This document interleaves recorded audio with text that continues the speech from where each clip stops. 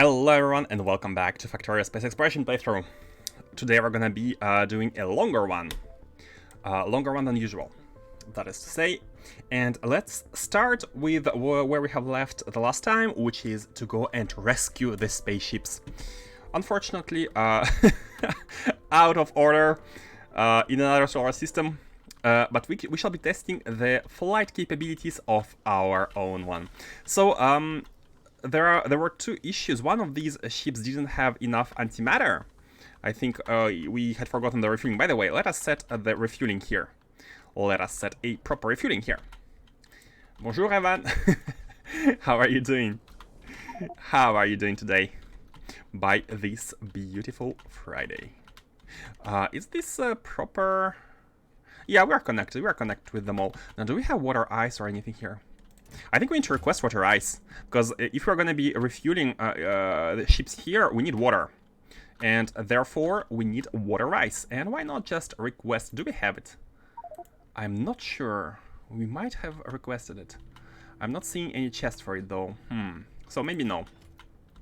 Maybe not quite. Maybe not quite. So when's your festival, by the way, Evan? Is it like 1 week from now? The next weekend? Something like that? I mean the one after next? Where is the request? Okay, so we don't have the water ice. We're multiplying them by 250. Let's just get it. You know what? Let's just... Oh, no, we have it. What am I saying? We have it. Okay, cool. We can transform it into water and use it in order to fill these. Okay, let's set a condition. Oh, it's already set to be high enough so it doesn't leave if not refueled. And let's go and rescue. Let's go for the rescue operation. You know what? Let me also put 10 of the consoles here in the in the chest. We might want to add some like... Oh, these are mine. Yeah. We might want to add some like walls, or I'm not flying for some reason. We might want to add some walls and flooring in the chest just in case. We have some walls. We have now some flooring. Add all of this in the chest and. Water ice, I mean, we don't have the plants, but that's fine. I will leave on Tuesday for travel to the campsite and probably be back on Sunday. Oh, so it is next week, right? So you are fine. Definitely no Arcospheres are gonna be done by next week. So have a relaxed adventure. Let's go. So we want to go to the ship, which is, I think... Let's first go to the Turnstile. Hey, look at this. 4 minutes at max speed. Before it was like 7 minutes. It's really good. The speed is really good here.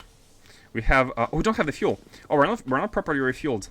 We are not... I would like to be full because we will need to transfer some of the fuel.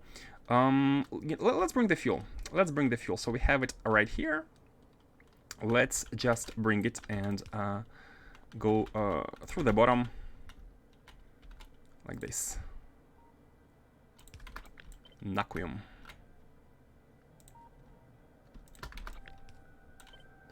Let's do it like that for easier tiling.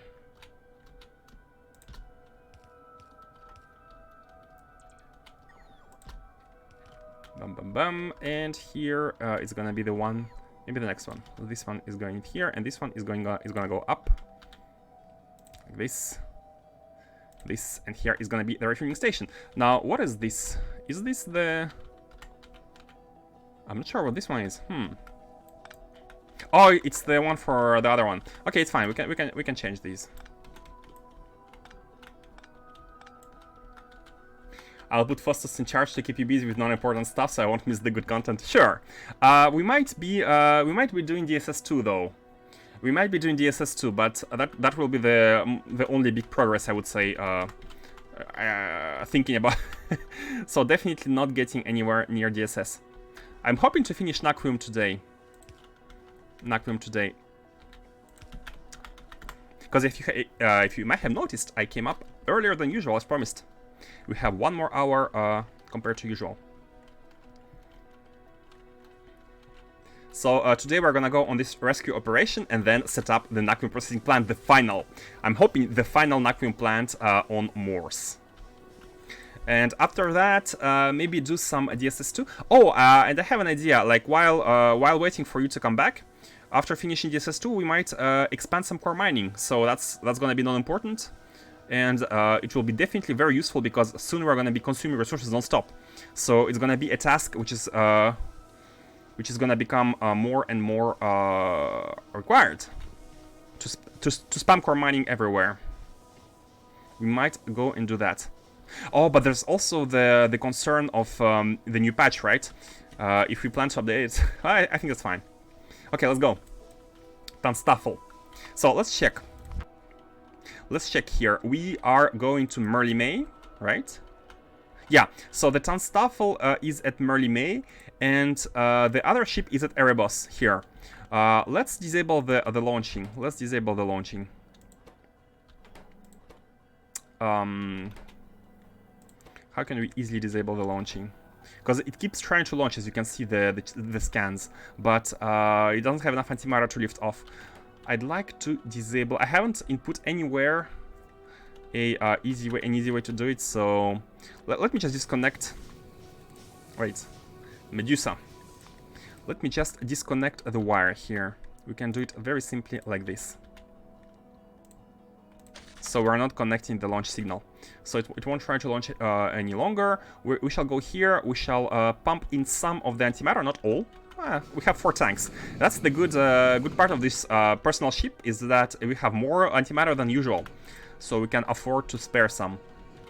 A fast, helpful ship, which is within 1000 integrity. So it cannot... it should not meet any big asteroids, but again, this is what I have been told. I hope you haven't lied to me, guys. I hope you haven't lied to me. Because imagine if we need to salvage this personal ship. I mean, we have a means to do so, but I'm hoping it won't be necessary. Yeah, so the order of rescuing is, first of all, Tanstaffel here. This needs power. It just needs power to properly insert one of the canisters here, and that's it. We are reading the A signal. I'm still wondering. We haven't solved the issue. Why this ran out of power? I'm feeling it might be because of. Can we even see here? Shield projector is using 3.2 M. Laser turret 1. For some reason, maybe it was a buffer. I need to check next time we launch the capsule, the Plague rocket. We launch this weapon delivery cannon. How much energy is going to require? Because imagine we have a very big consumption, like power consumption spike, which might drain the batteries instantly, and we might be not be having enough to actually go up and go down, which would be surprising, to be honest. So yeah, I'm not sure how we didn't go. An easy explanation here is that my logic is off. Is that the combinator logic is off. But for some reason on other ships it has been working. For example, look at it here. Look at it here. We have indeed no capsules inside the reactor. The temperature is very high. That means that one of them has been inserted. At least one has been inserted when it was at 5000, and the next one is not going to be inserted until we reach a certain level of batteries, and the batteries should, I was gonna say they should not be draining because we have the heat, we can provide the energy, but as you have just seen, they sometimes do get drained. Why is that? How do they get drained? What was the spike here? 136 megawatts, right? But that's fine. That is fine.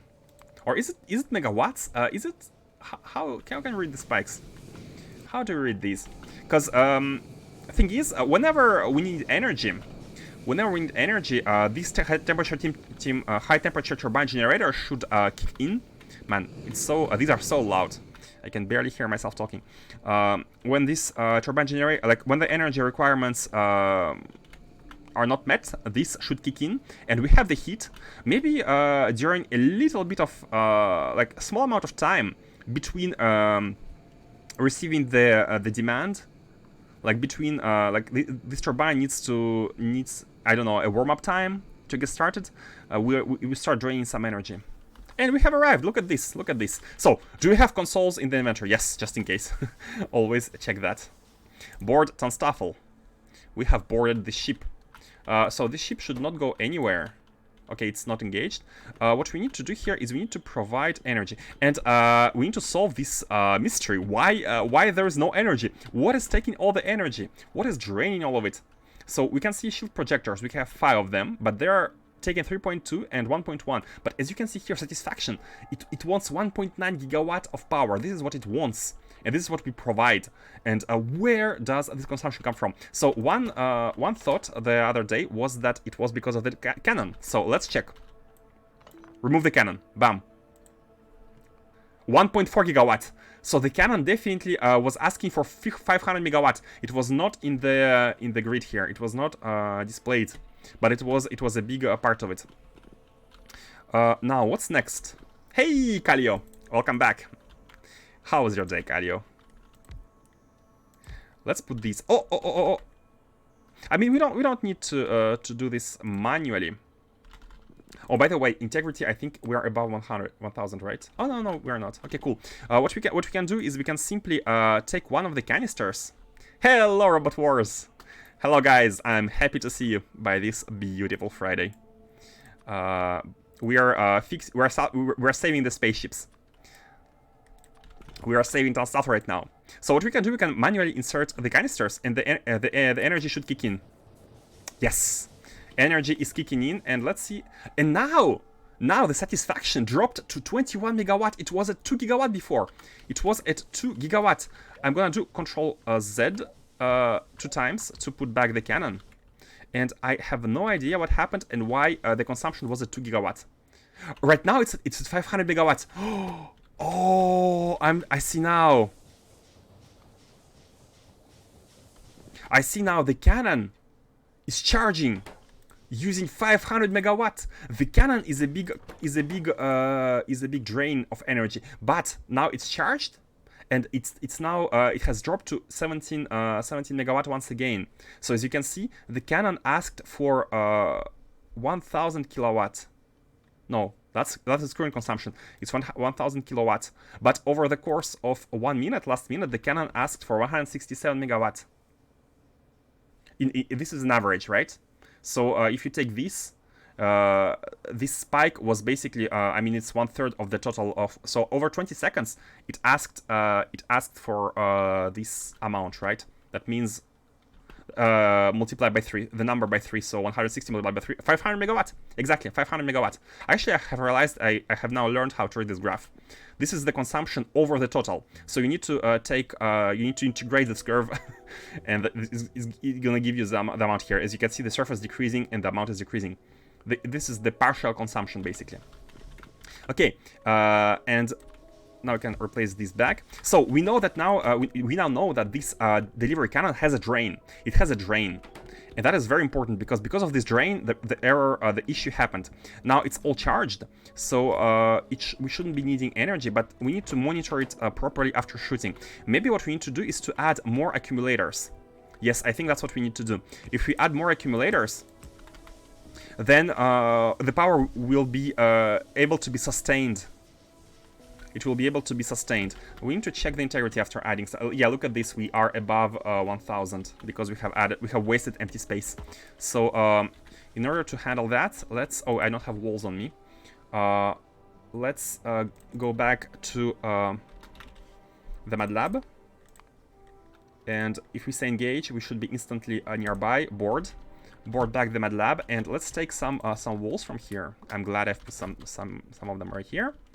And then let's board that ship again, and let's remove some of the empty space in order to try to get below the integrity. By the way, can we remove it?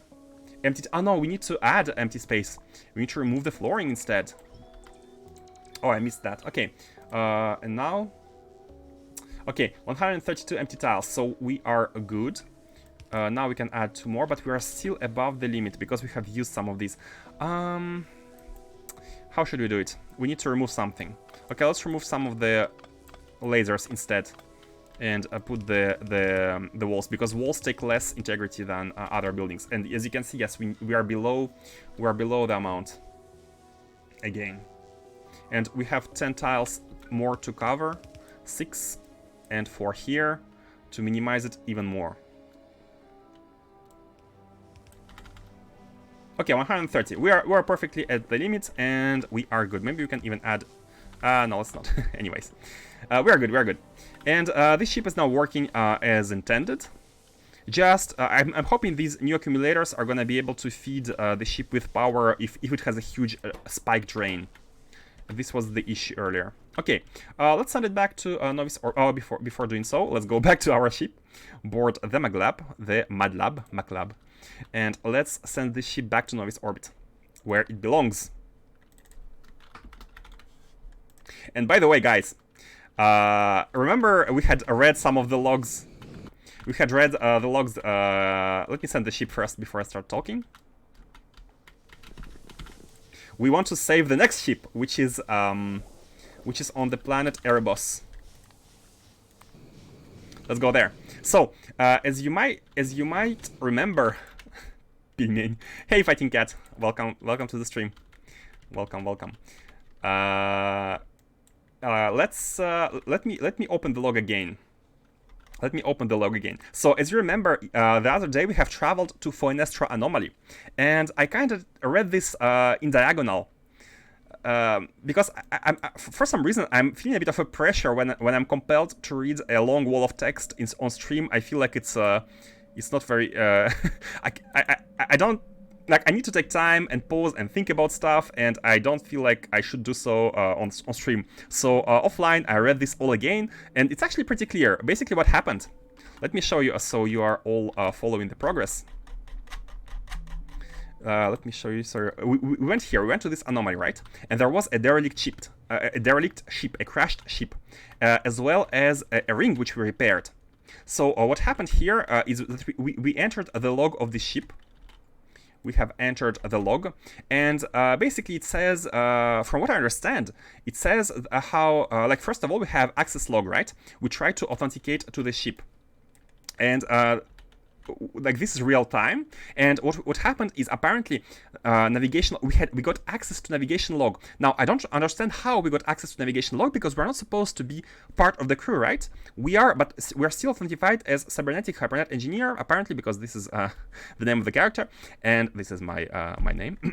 And thing is, if we got authenticated, that means that this ship belongs to our people. Like, we are part of the same race. Right? And what happened is that this ship went exploring here, as you can see, anomaly unexplored. It apparently tried to explore this anomaly. It came here, and it didn't know what to expect. It didn't expect the ring, of course, and it crashed into the ring as it exited the hypergate. So hypergate, apparently, you know, when you enter hyperspace, you are in a hypertube. Apparently, that's the naming here, hypertube, and you exit the hypergate. So I was thinking, is hypergate this thing? Actually, no. They just entered hyperspace. They exited here and they crashed into the ring, and that's it. That's not. It's not as more complex as this. And yeah, so they're trying to analyze it. Okay. Structure capability estimation. So what is it? What is this? What is this ring? Is it a hypergate? Is it a weapon? Is it an energy? They're trying to analyze this artifact, and they're saying, and after the analysis is completed, it's like, hey, sections are detaching, by the way. A source secondary pressure waves due to collision with objects. So they collided with it. It was still kind of intact, but then there was a second pressure wave, and while it was intact, they tried to analyze it, but then it broke up, and it said, emergency undock of prospecting shuttle 2. So this is, again, one thing I didn't properly interpret last time. Undock means the shuttle was at this ship. It was this ship's part. It was kind of part of the ship, right? It was a shuttle in the cargo bay of this ship, which undocked. And my biggest mistake last time, trajectory prediction, Calidus Novice. I thought, okay, trajectory, Calidus to Novice, but no, it's just hierarchy. It's a Calidus solar system, and Novice planet, and that's it. So basically, there was a shuttle ship on this big ship, which was undocked and sent to Novice. Hey, Faustus! I'm fixing my mistakes after having carefully reread this log offline, with time to think and all. So the shuttle 2 has been undocked and sent to Novice of System Calidus. That's what this arrow means. I thought Calidus to Novice, Sun to Novice. What? No. Just a shuttle 2. Now, one thing. The number is weird. It's 2, right? Does that mean there was a 1? looking at all of these, we can already see that the creator of this mod likes random numbers. You can see the ton of random numbers. So, but 2 is too low to be a random number. So if it's not random, there must have been shuttle 1, right? But if there was a shuttle 1, it should have been in scan detail log. Like, it should be part of the log, like sending shuttle 1 here, sending shuttle 2 here. And as you can see, it might have been the case because sections not responding, there is a loss of information. There is 3 dots here and 3 dots here. So there was a loss of information between these and these. And this loss of information might as well have been talking about shuttle 1. And this is what I came to think, because we had shuttle 2 on Novice, and this shuttle 2, by the way, is the one we have discovered when we went to the Novice orbit, I think. The shuttle was at Novice orbit, so we kind of discovered it. And there might have been a shuttle 1 sent elsewhere. We don't know where. We might find it one day. Who knows? And the fact that the information is broken here right before this message indicates that that might have been the case, because the log should trace like everything that's happened, right? Okay, that's it. That's it for the lore, the lore details. Yeah, definitely reading offline calmly without having the pressure of being able to do something on stream is helpful. Yeah, it was helpful, definitely. I no sabe what? What's that? Okay, so what we need here is what we need to do is to add some fuel to this reactor. We need to add some fuel. So where is the pump? Here is the input pump. Let's output it. Let's actually send it the other way around, so from here to here. So let's take it from here, and you know what? It's already here on the ground. So what we can easily do is this and... Oh wait, where is it? Oh, here, below. Come here, and then come here. Yes, and as you can see, the antimatter now is increasing. 7TV emote. I don't know. I don't know this person. For some reason, the emote is not showing on the stream. But anyways, we're gonna be able to feed antimatter here. Now, what's the energy required to lift off?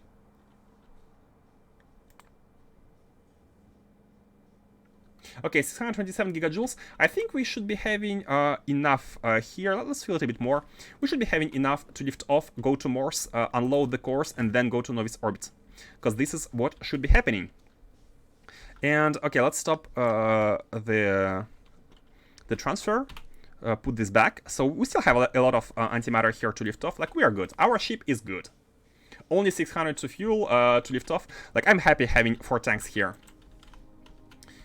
You have to see it similar to BTTV. Ah, it's a Twitch extension. I haven't installed any extensions. I need to look into that. Yeah, indeed. I know that Twitch, like, there is some custom thing to allow more extensions. I need to install that. I need to install that. Noob streamer. I am a noob streamer. Yeah, I'm gonna check it out afterwards. Okay, so now this is done. We can reconnect the wire. Have it disconnected the wire so the ship doesn't leave as soon as it has barely enough antimatter to lift off. Now we can reconnect it, and it should go back. As you can see, it is scanning and it's lifting. Okay, cool. Man, it took our shields with it. Okay, it has been saved.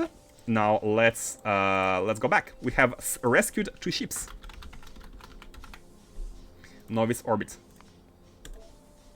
And we're gonna go, like, we lift afterwards, but we are gonna get there way faster. Let's check it out. So yeah, it's no problem. It has been doing the traveling a couple of times. Let's check the Tanstaffel. The Tanstaffel has arrived, I think. Anchor to Novice orbit. Yeah, it has arrived. Let's anchor it. Let's anchor it. By the way, Faustus, you have missed the rescue of Tanstaffel, and the reason why it was not working, apparently it was indeed a huge drain of energy, because as soon as I have added the power, we saw 500 megawatt drain during 20 seconds, and that drain was due to the cannon, the energy cannon, the weapon cannon. So indeed, it was that. Let's make it land here. Our traveling time is 3 minutes. Yeah, trolled indeed. Trolled indeed. That's so weird. It doesn't write anywhere. It doesn't write the consumption anywhere. And I think the reason why it's not shown here on this electric network info is because of the Lua. This must be drained by a Lua script and not a proper like building drain, because it's not a constant drain. It's a temporary drain to fill this charge. This needs to be filled. And while this drain is happening, all our energy is drained super fast. So adding one canister was not enough, apparently. So it's not always a constant drain. No, indeed, it has stored energy, right? Here it has a stored energy. And once it fires, this stored energy becomes 0, I think. So it needs to recharge itself. And while charging, it has a massive drain of 500 megawatt. And I don't believe it's written anywhere. Let me check. Delivery cannons. Oh, it might have been written. It might have been a RTFM case. Delivery cannons have a 1 gigajoule capacity and draw 50 megawatt. It's not 50, it was 500. Oh, delivery cannons, sorry. It should be a shooting cannons, not delivery. Weapon delivery cannons. I'm not seeing anything about that. Energy beaconing, energy beaming, no. Delivery cannons, no. So, delivery cannons have 50 megawatt drain, but you should know that apparently weapon delivery cannons have 500 megawatt drain, and not 1 gigajoule capacity, but 10 gigajoule capacity. Keep that in mind. Keep that in mind. They are twice as power hungry as their delivery cannons counterparts. That's what we have discovered. Okay, we should be arriving very soon, 1 minute and 30 seconds. And our next objective is to finish the refueling very quickly, because we have everything now. Everything is now already at Novice orbit. Novice, where is the orbit? No, all the way down there. Oh my god, we have so many things now as a priority. We might need a secondary filter. And what we need to do here is to basically make sure we have the fuel incoming.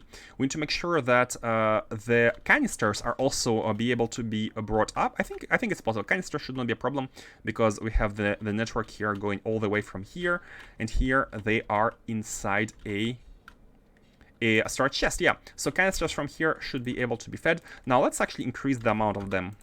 Let's increase the amount we want to have here, because we're going to be using this as a fueling station. Did you flip the antimatter pump back around? Yes, I did. Yes, sir. It's now pointing back towards the tanks. And as you can see, there are sometimes a drain again. And I don't really know how to explain that. I don't really know how to explain the drain which happens when there is some charge. Maybe, as I said, maybe the turbine generator needs some, I don't know, some time to start working after it receives the demand that it needs to be working, right? Some kind of heat up time. Couple of milliseconds. And we have arrived. Very nice, very nice. We have arrived, and the refueling should be... Yeah, the refueling is happening, as you can see the value increasing. The refueling is definitely happening. What we want, maybe we want some buffers here. Maybe we want some buffers, some tanks as buffers to have a faster refueling. Yeah, I think we want that. I think we want that. Let me put a tank. Yeah, first of all, we need these.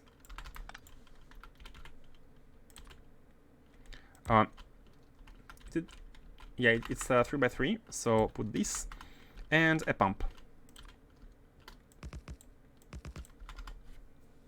And when I say a pump, I mean 2 pumps. 1, 2. Of course, we need power as well. Nope. Like that. Let's bring the power. And we are going to be having a small buffer for faster refueling. What's this? Oh, it has a roboport as well. This ship has a roboport, just in case. Interesting. Let's get the vulcanite from here. Oh, let's also have it set to some fish to disable the storage chest for now. Okay, The other ship should be coming in. I was kind of waiting for it to come, but of course it needs to come to Morse first, unload, and then the next destination should be Novice orbit, right? Erebos? What? Planet orbit, Novice orbit. Wait.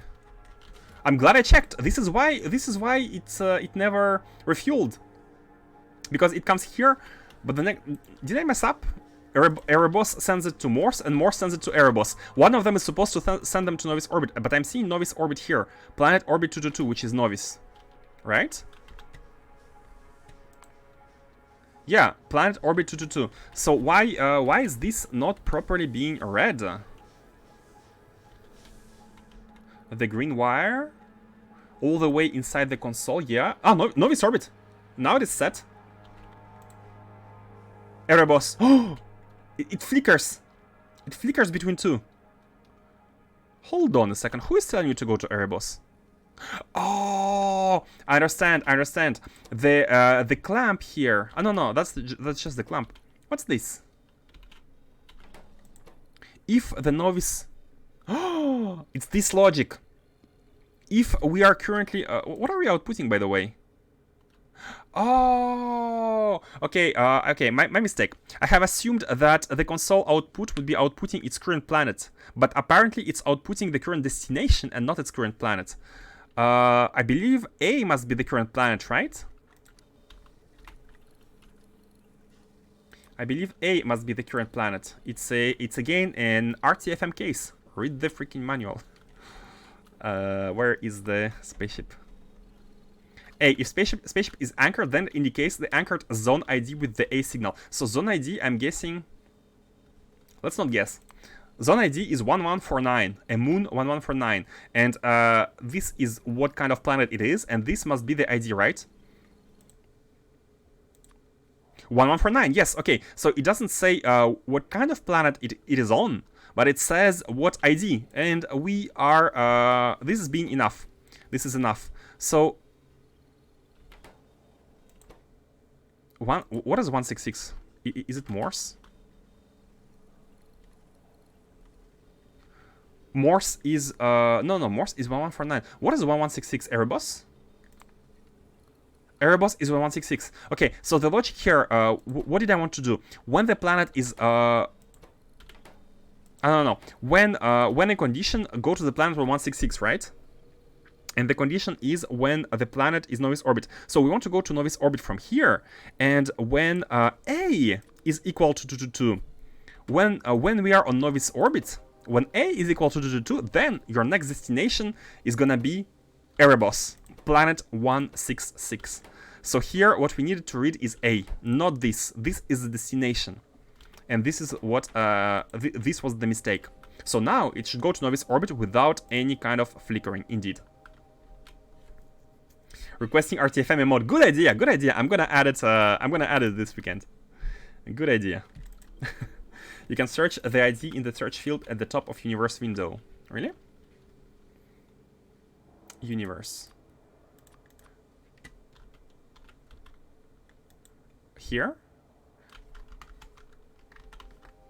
The ID? 166.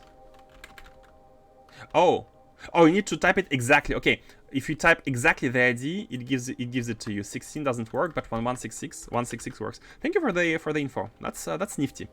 If you know the ID, that's interesting. So Morse, for example, is 1149. Okay, working. Works for spaceships that show in alerts as well. Oh, cool.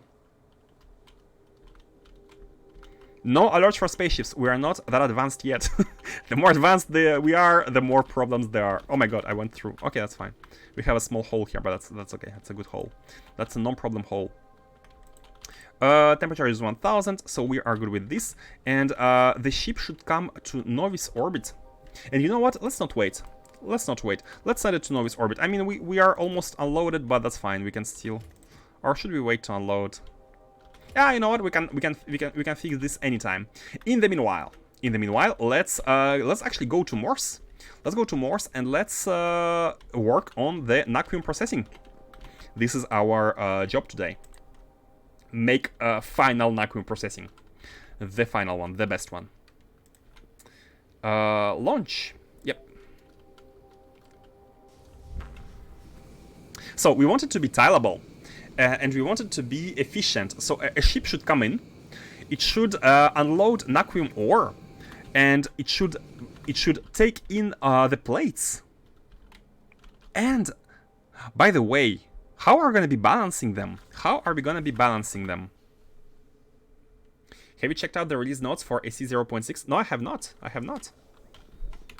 There are already release notes. Oh yeah, Fentic has messaged me and said that it's actually released earlier than it was supposed to be. So the release is apparently there. So I haven't checked that yet. Would you like me to check them on stream, guys? Would you like me to read the notes on stream? Or maybe you have all read them, so it's not exactly interesting for you to see them again. Let me know if you'd like to, if you'd like us to read them all together and discuss. In the meanwhile, let's find a place for the Naquium. Yeah, the problem is that we have used a lot of space here. How about going... Oh, how about going right below the crude oil field? Right here. How about going right here and starting working on that right here? By the way, this is not properly placed. There's one of these which is not properly placed. /vote yes. Oh, and that's because that's because of this pump jack. Any other opinions? For those who have who don't have any opinion, for me it means that you are okay with either. Maybe I don't think we need a specific vote for that. Just let me know. Okay, so how should we do the... let's go, first of all, let's land the ship. I think we want to land the ship. I think we need to start with the ship. We need to start with the ship. Yes, yes. Okay, two yes already. I think that's gonna be the case. Then let's go and read the notes. I'm actually interested. I just don't want to make it boring for all of you who have read it. Oh, okay, it's Faustus. I think it's Faustus. Okay, okay. Oh, sorry about the reveal. Dun, dun, dun. Oh, you were in beta. You were in beta. Oh my god. Hi, I looked at the update and started a new game with the AC 0.6. I only know there is an elevator. Hey, my Mousecraft. It's been a while. How are you doing? Let's go and read the thing then. And let's discuss. Give me your opinions, guys. Give me your opinions. What do you think about this? Let me open Discord.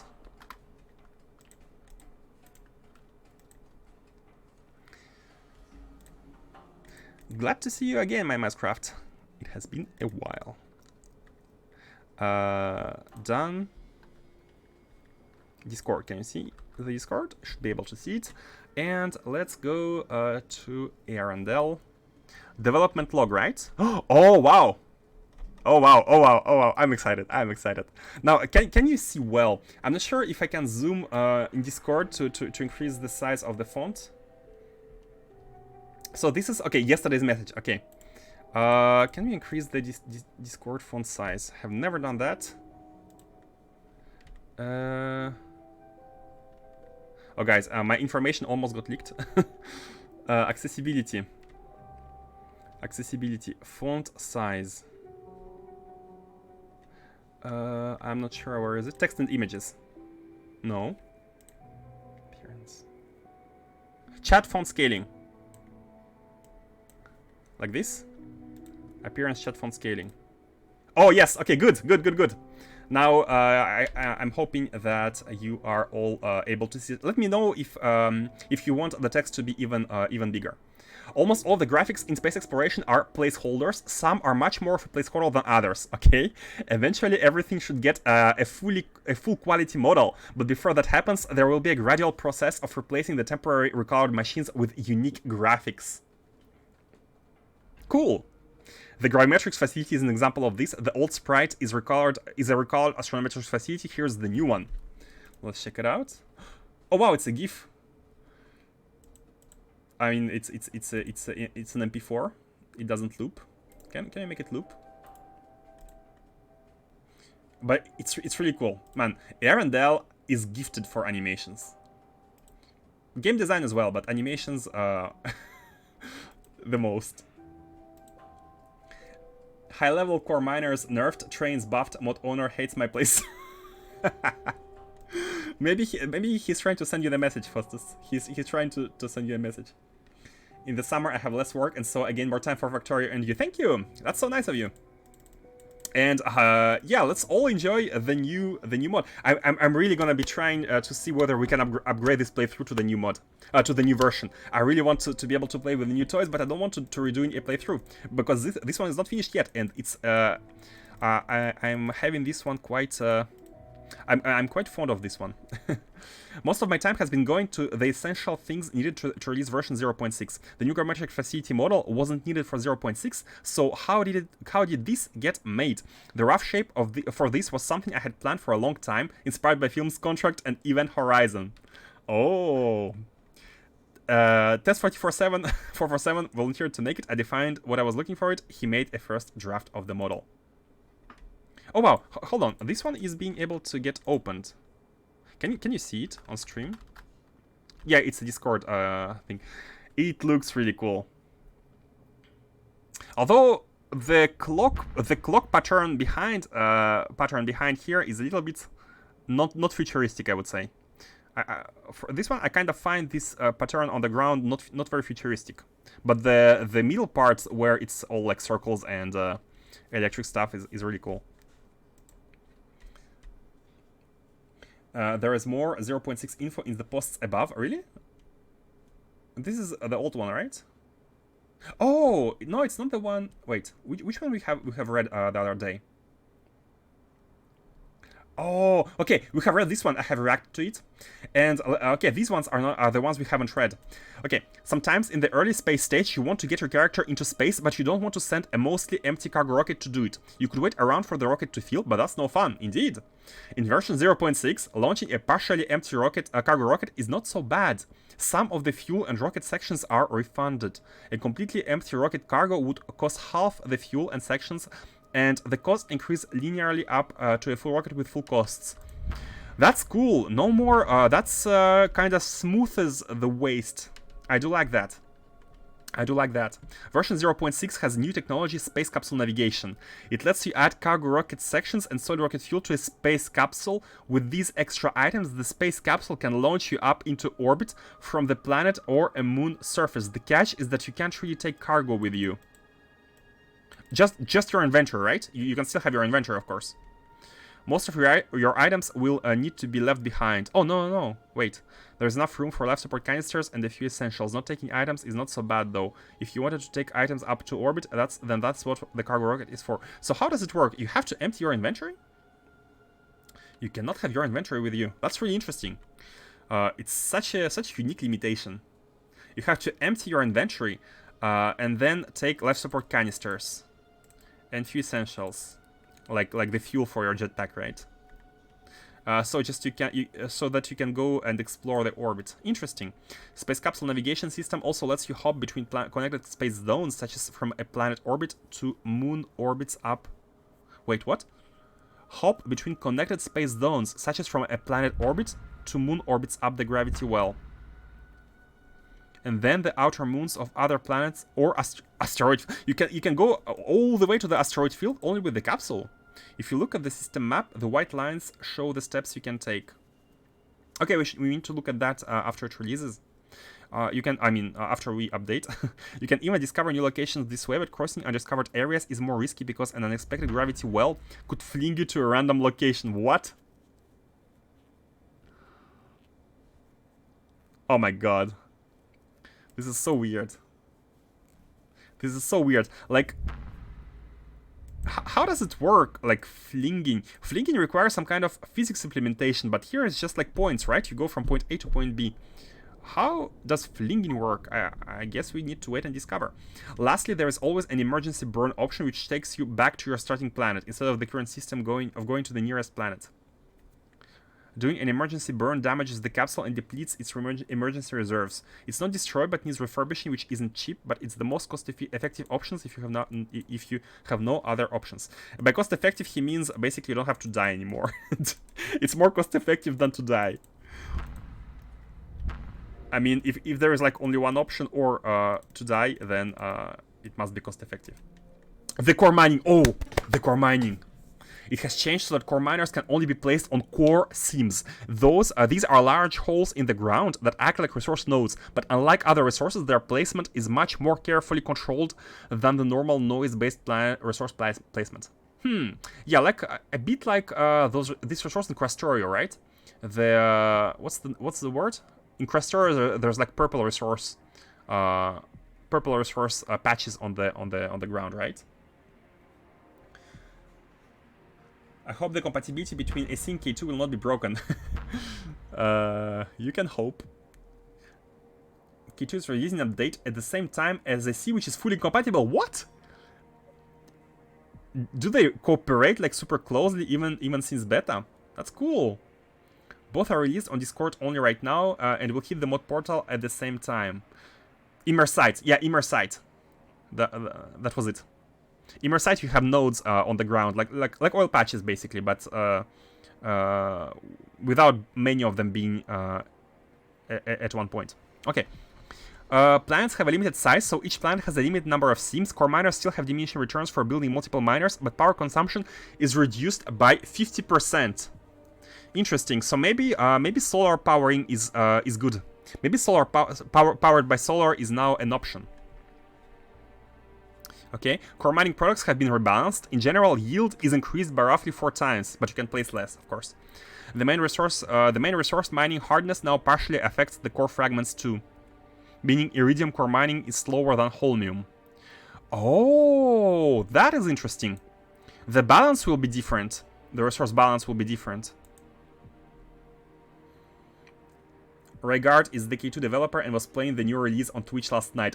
Oh, really cool. That's really cool. I like when mods cooperate. In addition, the power flux you get from novice core fragments can be used to make steam and offset the power cost. Steam? 500 or 5000 degrees steam?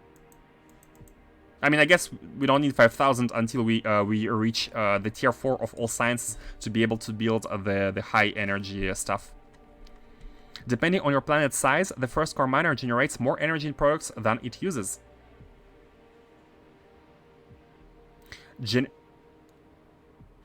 Generates?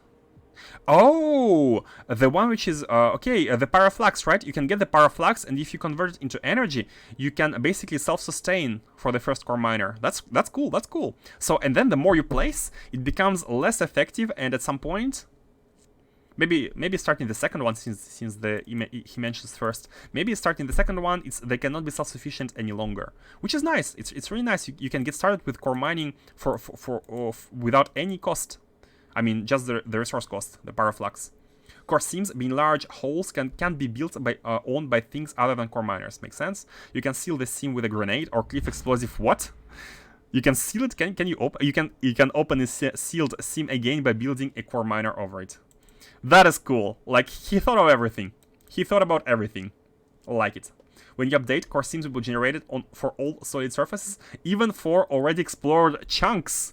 Existing core miners will be turned into items and dropped to the ground. You can make robots collect them and rebuild them over the new core seams. Does Novice have core seams? Will we have core seams on Novice? Should be yes, right? Yeah, of course, because they said Paraflux cores from Novice core. Yeah. Novice will have core seams as well. Almost okay. That's for the graphics. Here we were for this one. Core seams on planets, moons. Yes, cool. I would paint over his test renders, and he would make updates based on the concept art paint over. Then repeat many times until it's done. Painting over renders for 3D modelers is something that I'm used to for work, but it's usually only the refinement phase. In this case, it was right from the start. It's not the most efficient process, but it's what worked best given that I couldn't spare a lot of time up front, and think it turned out nicely.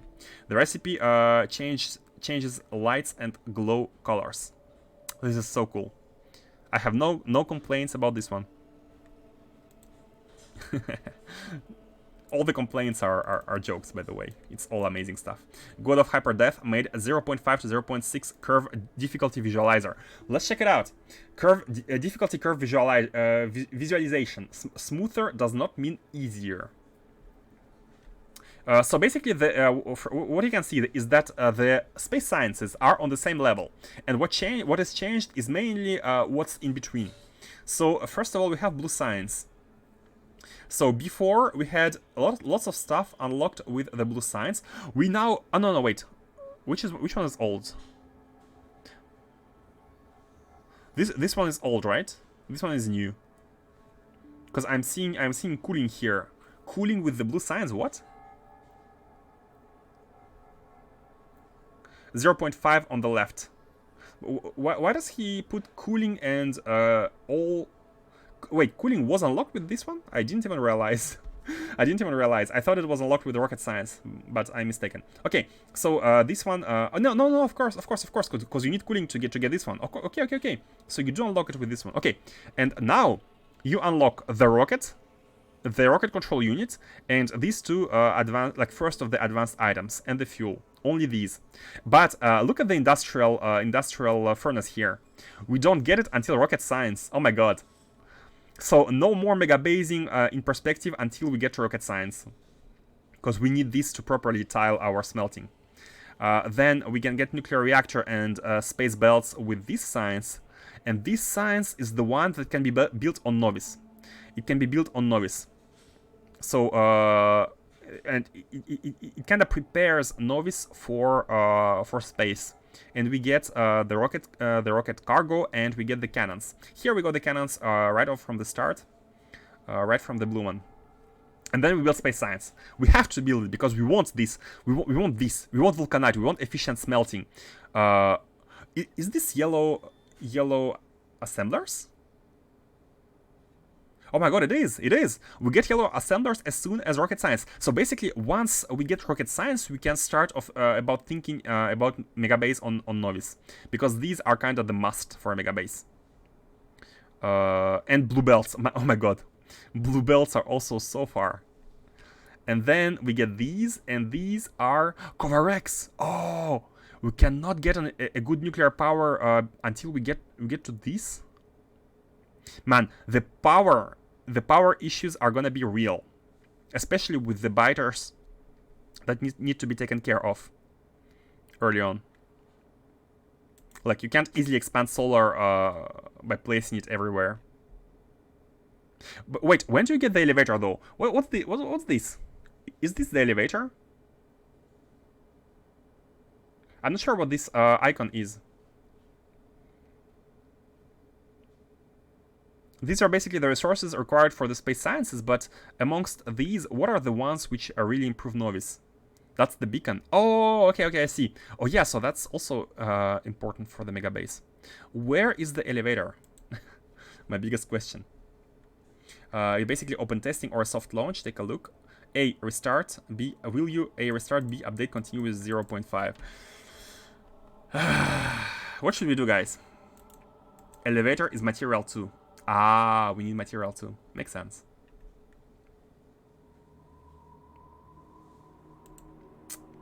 I think we will continue for now a little bit. And I'll let you know. I will check it out on a new save. I will check out the tech tree on a new save just to check it out. And I will see how much. I'll try to estimate the cost of upgrading the base to the new one. I'll try to estimate the cost, because sciences need a rework. Rocket science will need a rework, but if space sciences are not changed, then it's really cool. But of course, the outpost will need a rework. Man, so much things will need a rework. You didn't finish the infographic. Oh, we didn't check out the notes. Chemical science is cheaper in a C.6. Okay, cool. Some space exploration technologies have been moved from chemical to rocket science. Yep, that's what we have noticed. Rocket science requires satellite launches. Yep. Space science now unlocks the tools needed to research the specialist sciences and productivity utility. Space science is the orange one. Yeah, okay. No, space science, this one. Needed to research specialist sciences, these ones. And productivity utility, these. Okay. Space science no longer needs vulcanite. Oh, that's really cool. That's cool. So we don't need core mining to get to space science. That is really nice. Productivity sciences use vulcanite and unlocks material and biosciences, and utility unlocks astronomic and energy. Oh, so each one of these is directly impacting two of the above, material and bio, by the red, and utility unlocks two above. Okay. And yes, that means your requester chests and beacons are now behind space sciences. Maybe you can find some with your first few satellite launches. Oh my god, Arendelle is telling us how to play. Exactly. He's like, you will play like this. You want robots? You need to deserve them. You need to get into space on my terms, and then you will get robots and deserve them. So I cannot even answer which one we're going to be doing. I need to look into that. I definitely do not want to throw this base. So it's going to be either continue a bit with a 0.5, but ideally I'd like to update. Ideally, I like the option B the most. I want to update this base. I want this to be the... But again, the changes mostly affect the mid-game, right? So it's the mid-game experience, and we are way past the mid-game experience. So maybe it doesn't even make sense to update. But I do want elevators. I do want elevators. All resource processing has been completely changed. Yeah, we will need to do a lot of updates. Basically, it's almost like Restart++. We will need to redo the base. Maybe we can do it better this time with improved trains or something. Maybe we can delete everything on Novice and redo it. Maybe not everything. Something that hasn't been mentioned yet, but is it gonna be interesting to redo while having everything unlocked, or is actually it might be interesting to redo everything while having technologies unlocked to properly have a base which have proper processing, proper elevator, proper train tracks like leading to the elevator for items which need to go to space. Maybe it's actually a good idea to redesign a Novice rail system with the base and stuff. Models are completely different. That's really cool. That is really cool. Oh, new graphics, new menu. That is so cool, guys. I'm excited. I really want to try to improve our current save to the new version. Let's wait and see if it's gonna be feasible or not. Okay, and in the meanwhile, let's continue with our Naquium. Stack sizes for all resources have changed. Oh, really? Stack sizes, which isn't great for train worlds. I need to look into that. But yeah, if we start updating this base, we're gonna go to Novice first, and we're gonna make sure all Novice stuff is working, and then we're gonna go back to space and finish improve the space bases. Because starting from scratch is not the most exciting idea. I have worked so long on this base that I don't really want to throw this away. And continuing without upgrading is also not something very attractive, because like playing an old version, who wants that? Maybe you guys won't, by the way. Let me know what you think. Let me know how you would like this playthrough to continue. Let me know. Okay, so you know what? We need a spaceship. We need a spaceship first in order to be able to get started with the science. So let's go ahead and build a spaceship which is gonna be delivering us the Naquitite. And promise made to Kovac is because he redeemed the points to have a big spaceship for hauling. Unfortunately, it could not be done for core fragments, but we shall do it for Naquitite. It's a massive change. Personally, I would consider 2 separate games. Thing is, I cannot do 2 separate games at once. Like, I'd like to be focused on one of these. So if we make a separate game, a new game, we'll have to throw this one away. Is it something you guys want? Do you want me to restart? The choice basically is either update or restart. a new one, or keep continuing on this old version. Or maybe we can... I'm not sure how long until finishing this... finish, then restart. Finish this one first. Makes sense. If, I'm not sure how long to finish, but then I'm gonna abandon all ideas of Megabase and kinda beeline towards the end, right? Like having science, another science, and not trying to make it super clean. And ready for Megabase, ready for the base to be expanded. Because my plan was, for example, towards the end, maybe we want more of the science. We can do this. We can copy it to the right, you know. So without trying to think about the future Megabase, we can try to finish this playthrough and restart with the new save. That could be a good option as well. So we can experience the struggle, the new mid-game struggle, because updating the playthrough means like we're over the struggle. So it's not exactly. It's not exactly great, right? Check out all of the resource processing in 0.6 when you can, and then decide. Yeah, I know it's gonna be alarming. Like the total amount of stuff that is gonna be changed is gonna be kind of overwhelming. I do realize that. Yeah, let's see if we can finish this playthrough then. Let's see. Because we're not very far from the end. All we need is DSS. All we need is Naquium. And let's do just that. Let's do just that. Okay, so what we want here, let me check if this ship, we can, what I need is the length of the ship. And also the, this one is really good. I really like this ship. The Tanstaffel. Let me check if this ship fits a tile. What we want is Naquium processing to be tileable, and this ship, it kind of does fit. Yeah, it does fit the tile. Almost. It almost fits. Is it gonna be okay? Do you think the engines are gonna override the wall at the top? Because we can take this one and we can kind of base the new design on this one. I mean, just the back. Let's see. I'd say upgrading wouldn't be the best for you because you are so far. Yeah, the amount of work would be almost similar to restarting. But I do also want to have an experience, the new experience, because it has been designed for a new playthrough in mind, like the progression, right? If we are beyond the progression, technology-wise, then it doesn't make too much sense restarting, right? We are way beyond the intended progression.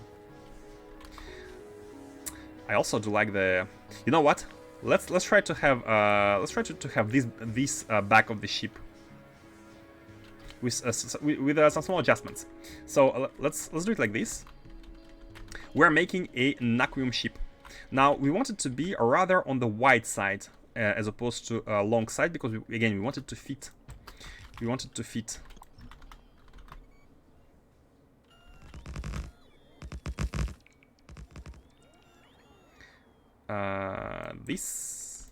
That's fine. And the idea here is that I'd like to have many engines, because this ship is gonna be going to Black Mirror. Black Mirror. So I'd like it to be not too slow. Not too slow. Let's see. Now the part of the engine that crossed the yellow dotted line is visual only. Ah, cool. Okay, I'll keep that in mind for this one. But I think it's still interesting to... I love designing ships. My favorite part of a sea is designing ships. Okay. Do this. Let's do only the left side. So we have all the infrastructure in the middle. I'm quite happy with the way it's set up here. It's quite compact. It could be better, but it's quite compact. So I'm not gonna complain. What I want to do though is change a little bit the way they look, because we don't have to respect the shape anymore. So let's try to optimize the positioning of the engines. Let me remove all of the tiles here. You know what? I almost want to kind of redo. Let's see. So the idea is to have them be as close to each other as possible, so that we have an efficient space-wise, both space-wise and we need to move one tile behind, because here are gonna be the connection inside the antimatter in the engine. So something like this, and then the next one. I almost want to remove it. Yeah, let's remove it.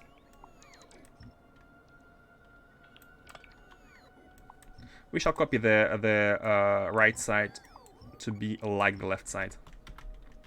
Okay, and then we can do this, and we might as well do another layer, because we're going to be having all the energy inside right here, and for that we will need space. So we need to dedicate some of the space to the engine and the engine room behind. So let's do it. We need to remove these.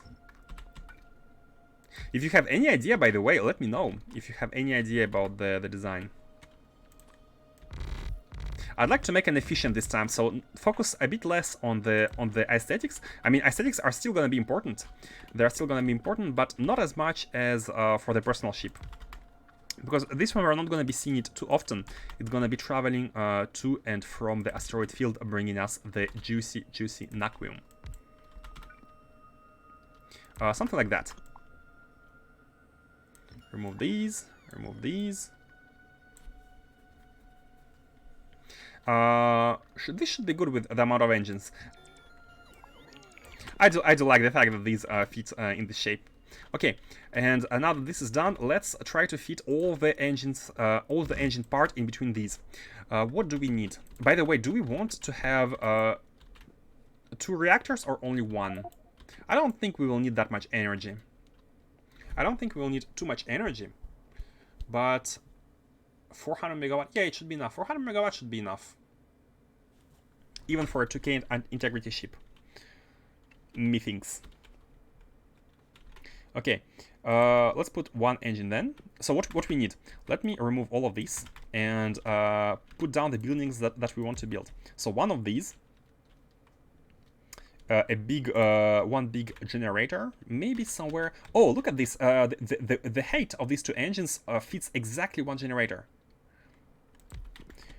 It fits exactly. However, the small issue is that we will need to have fuel coming in through here. But we can turn it down and turn it here, so we can use this. We can use this line for the steam. Perfect. Do I see Executor class ship incoming? Maybe. If you post the link to the Executor ship, I can confirm it, because I don't know how it looks like. So what we need is 2 of these, right? And that's it. That's oh no, not it yet. We also need this one and the tanks. And the tanks. So that I'd like to have a tank as a buffer for steam. So you know what? Let's start with the tanks. Let's go in order. So this is gonna be a buffer for the steam. The steam is gonna be here, and it's gonna go.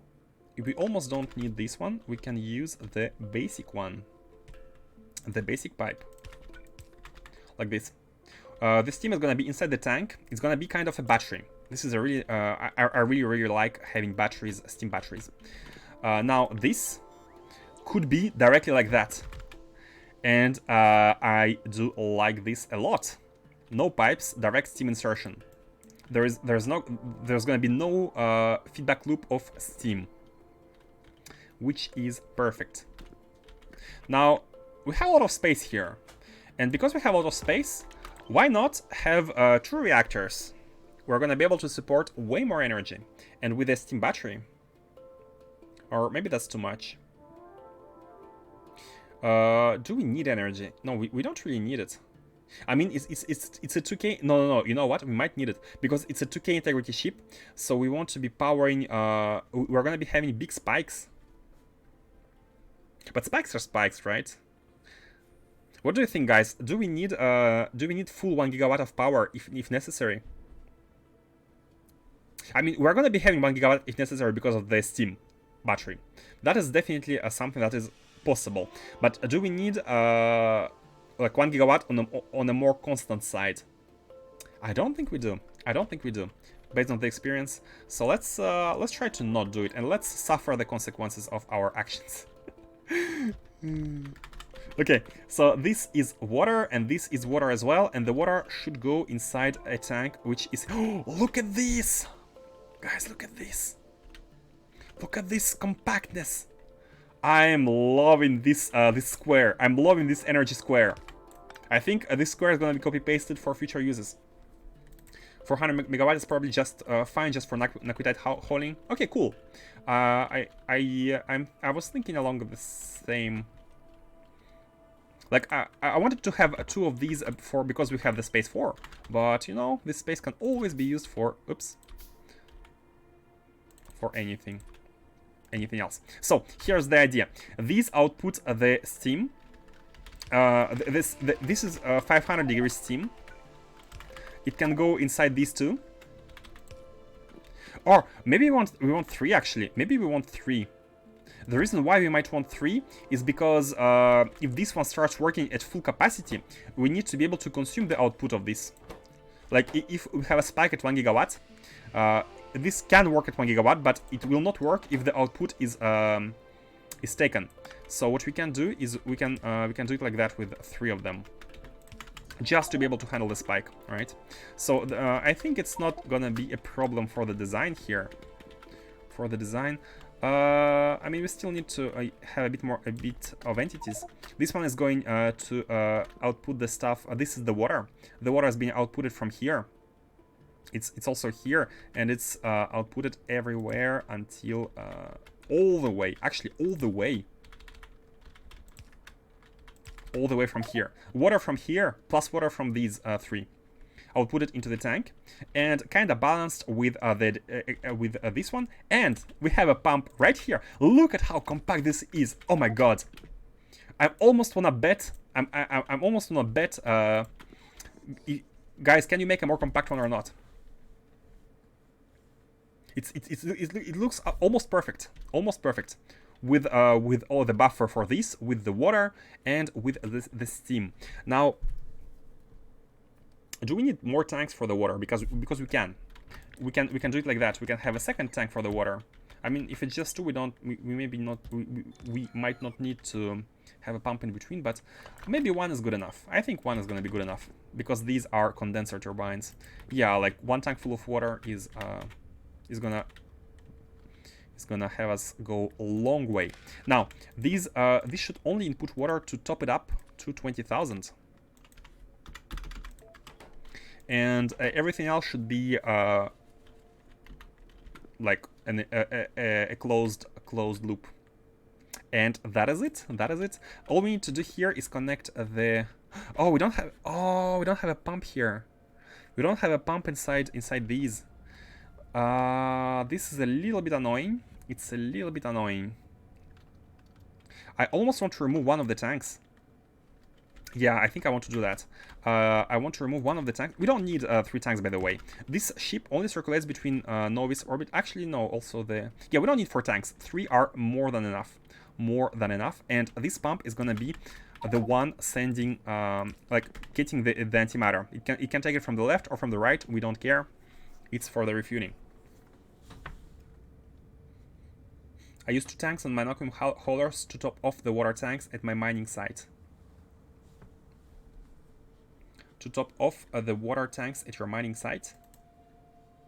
Oh, you make water directly at the from the water ice. Yeah, you know what? We can actually insert the water both at here at Novice orbits and there. So we don't need 2 tanks. Like if we use 2 stations to insert the water, that's actually pretty good. That's pretty good. We don't need them, I think. So this should be connected to one of the engines, then to the tank itself, and then to the other engine, and then it needs to go. Oh my god, it's a bit weird here. It should go top, then it goes left, and then here it goes down to go inside this one, continues through this one, turns top, turns left, and goes inside this one, like this. And now these two are the ones which are remaining. So let's connect this one. It connects through the top. And here we want to connect it. So we need one into 3 directions, top, left, and bottom. And here is the same. We want one connected to top, right, and bottom. Rotate here. Or wait, do we want it to be behind? Here, yeah, this is a bit different from... because this one could be coming from here. We can do it like that. Without going through this one. I don't think it matters. And you know what? For the symmetry's sake, let's not do it like that. Let's actually do it like done before. Put it here. So the antimatter is coming in through here to here to here. Same here. So I rotate to the left. And go inside. Like this. I take water from Norbit into 2 tanks, and 1 tank provides water to Naquium mines and other is used for the ship itself. Wait, why Naquium mines need water? Oh, by the way, on Naquium, for Naquium here we have, we actually have ice. We have the ice, so we don't need it. Have a look. We have a huge 2.4 million patch of water ice, and this is way it's more than enough. It is really more than enough to last us for a decade. I have made a calculation the other day. It's a lot of water ice for our needs, so it is more than enough. Should be good, should be good. We are lucky to have a big patch of water on the Naquium field. Asteroid field. Let's continue here. So we are exiting top, left. Not this left. Left, continue through. Going up, going left, and going to the bottom, like this. It's been so long since you've done anything in Naquium mines, I forgot you had water patch there. Yeah. It's been a while since we have been there, and it should change soon.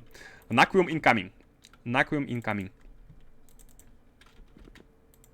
Now that I'm excited for the next playthrough, I'd like to streamline this one. Okay, we have the basics. We have the backside, and let's, before finishing everything, let's have a the logic for the inserter.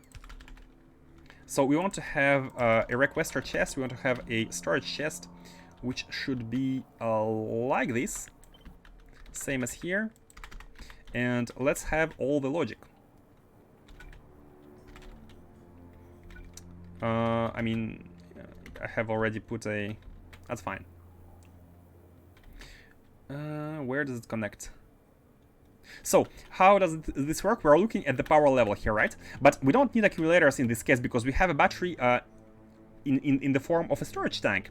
So what our combinators can do, they can just check the storage tank contents, and if the steam drops too low, bam, we ask for the insertion of a cell.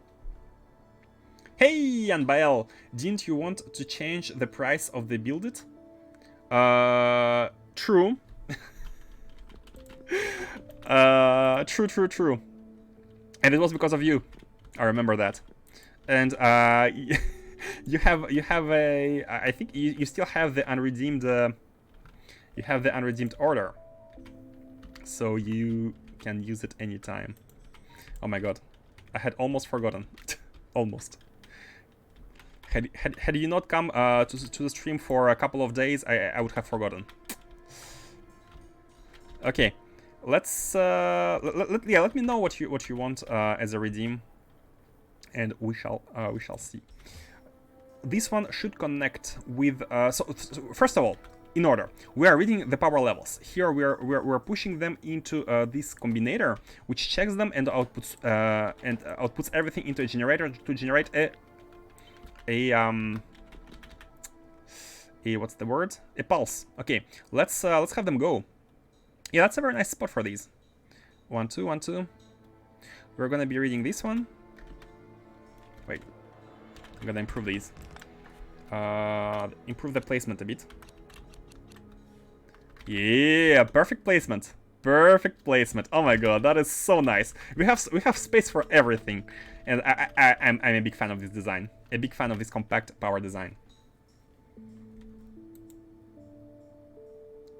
Build the smallest possible rocket ship you can build, and that's all. But you finish. You can finish first. Okay, thank you. By the way, we have a small rocket ship. Let me show you. Here on Mars, we have something which doesn't even deserve to be called a ship. We have a warping platform. This is a warping platform. It's a rocket-based warping platform, which is actually being used. It's not the smallest one we can get. I think the smallest one would be just the tank. Yeah, it would just be the booster tank and the console. We can build it right after for your redeem. No problem. It doesn't even have to have an engine. I mean, it depends on what kind of function you want from your ship, but it doesn't have to have an engine.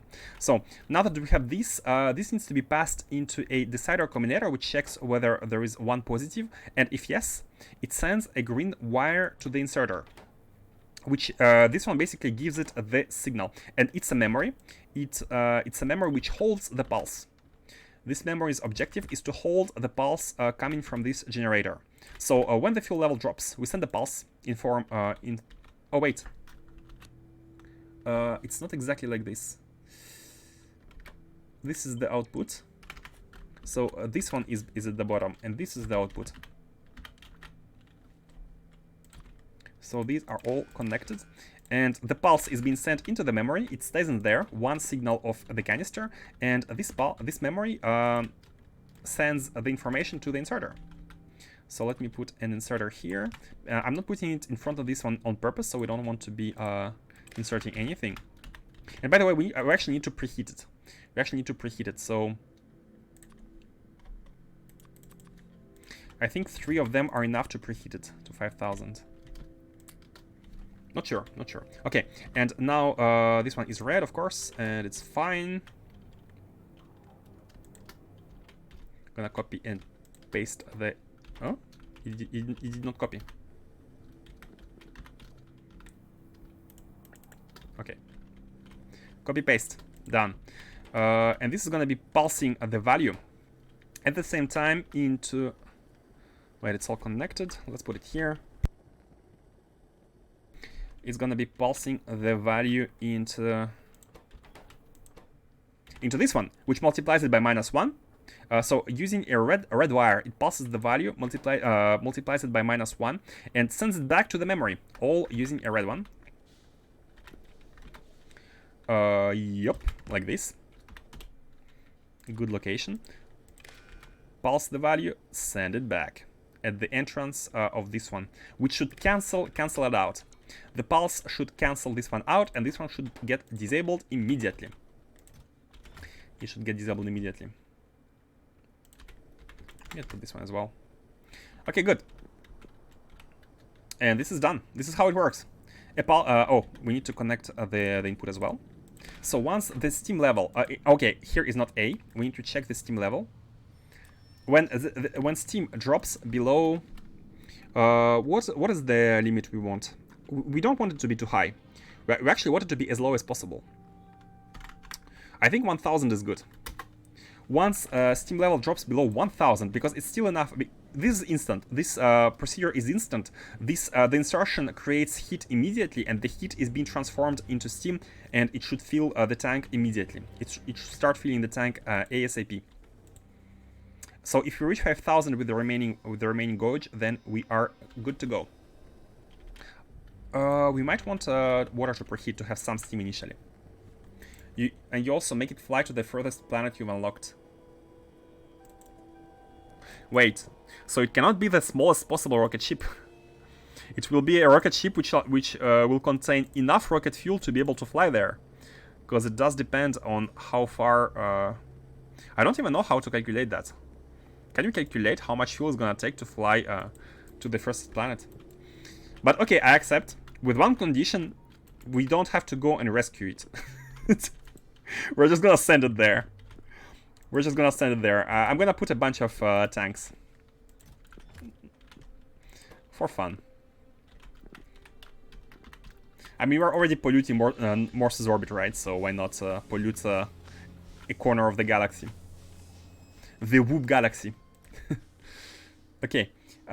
Here we are with the power system, which should be all done. It should be all done, and everything else can be used for storage. Perfect. And the defenses, of course, the defenses. Now, can we fit the protection at the sides here? I don't think we can. Protection here. Here it is. Oh, we can. Oh, this fits. Perfect, guys. This is perfection. This is absolute perfection. The build, the final build. I think this is gonna be the back of many of the spaceships from now on. We can put this one here. So what we need is to be kind of collecting the. Let's re-enable the shields later on. Oh, I have changed the shortcut. And from now on, we can go all the way up with the. Oops, not this. with the real.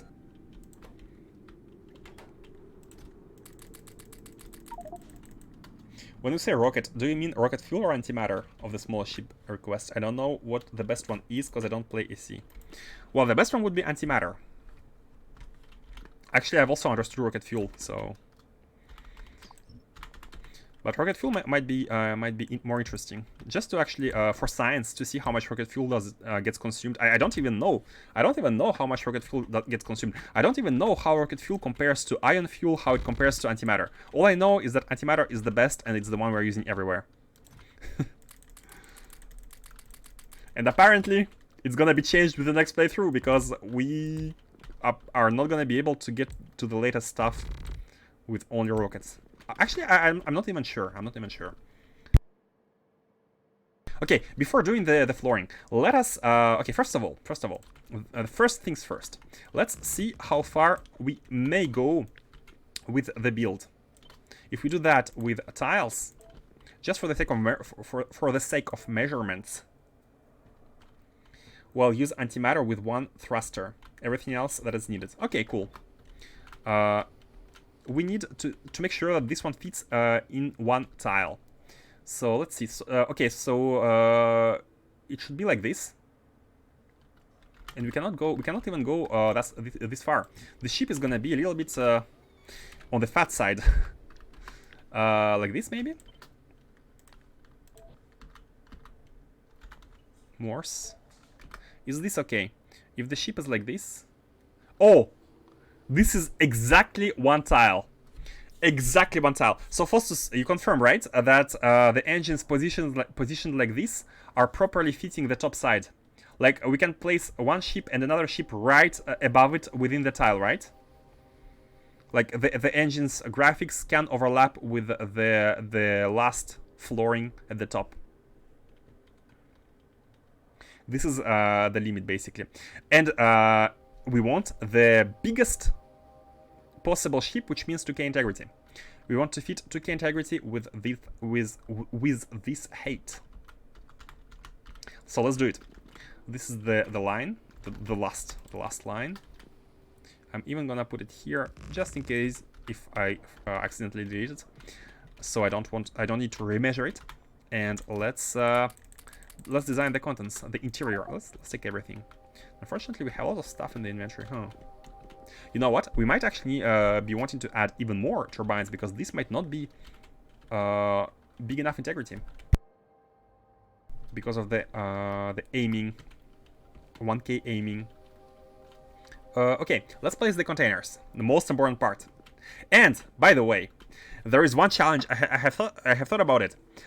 We want to be delivering the ores, and we want to be lifting plates and ingots, because both plates and ingots are something that can be made on land using productivity models, which we absolutely want to be doing. We absolutely want to be. Where are the recipes? I'm not seeing them here. Oh, so the ingots can be produced in industrial furnace, and the plates can be produced in a normal assembling machine. Now, these two items are both needed, and we want them both to be produced on ground. The question is, how do we know what we shall deliver? Well, we're gonna have to have requests. We're gonna have to have a big buffer in space, and we will want to be filling the ship with what is needed.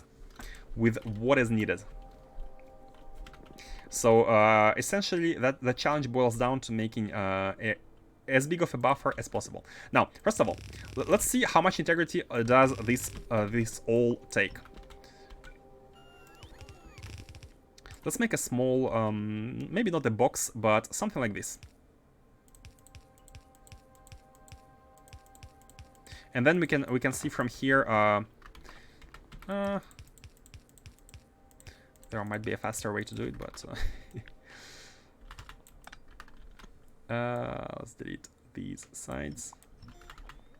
And this should be on the same level. Yep, and we shall copy from here. Flip and put it like here, like this. Wait, no, it's bad. This level. Yeah, from here. Okay, and finally, let's go all the way up and see what is the current integrity status. Bim. Boom.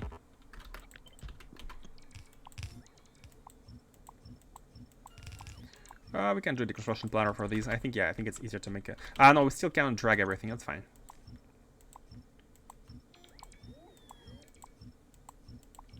Now, you know what? I think it's still easier with a planner, and we do have it. So just we don't use the... We can go every second one with this one. Yeah. Okay. What is the integrity here? What is the integrity? Oh, console, tell us the integrity. Not bad. 1686. 1686. So we have 300 more to go. 300 more to go. Where should we be using them? Or do we even need to use them? We don't have to use all this integrity, by the way. We can be cool. We can be cool like this. Anyway, the chests are gonna be the biggest part of this. So let's go ahead and place the chests. The containers. Do we even have them? Oh yeah, we have them at the very top. Now, drop all the containers and see what the containers... Yeah, exactly. I think we're going to be having up to 6 or maybe 7 containers. It depends on... I remember it was 6 before. By the way, Faustus, how do you load your containers? Do you use belts or do you use inserters? Thing is, with belts, it's going to be a little bit dangerous. A little bit dangerous. Because when we lift off, some resources get lost when the underground gets cut. Let's actually measure it. Let's measure how much resources get lost. That's a cool cool test. Use belts. Let's have a small test here. Where should we go? Let's go to our ship. This is our own custom traveling ship called the Mad Lab. I used the 9 productivity models on all my miners to get more, so belt loss is minimal. What about bots? The problem with bots is that bots get taken by the ship. If a bot is above the ship when the ship lifts off, the bot is part of the ship now. It belongs to the ship and it gets taken to the new destination, which is very weird. Let me measure the loss. I don't think we need to quantify the loss. So imagine we have this, and imagine we have an outside loading belt. Quantifying the loss. Let's have this. Let's have a...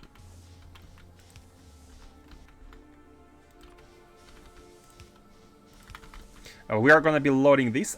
We don't even need a chest here. All we need is to put a certain amount of items. How many items can fit in the... actually, we don't... it doesn't even matter. So let's see. What can we throw away? We have spaceship flooring. So let's... or scaffolding. Let's check the scaffolding. So I'm gonna put 100 scaffolding. And as you can see, 64 have been loaded. 64 have been loaded. Now I'm gonna lift off, and I'm gonna land back, and I'm gonna remove this belt. So 64. Remember this number, 64. 64 are inside this, inside this mess. So let's lift off, and then let's land back, and then we can empty this and see how many we have lost. It should auto land, yeah, because it has the... Okay, so this has been destroyed. And let's see how many we can collect here. We shall not do it manually. I need to remove this. Oh my god, we don't have any place. Sorry. I need to deposit these because we don't have any space in the inventory.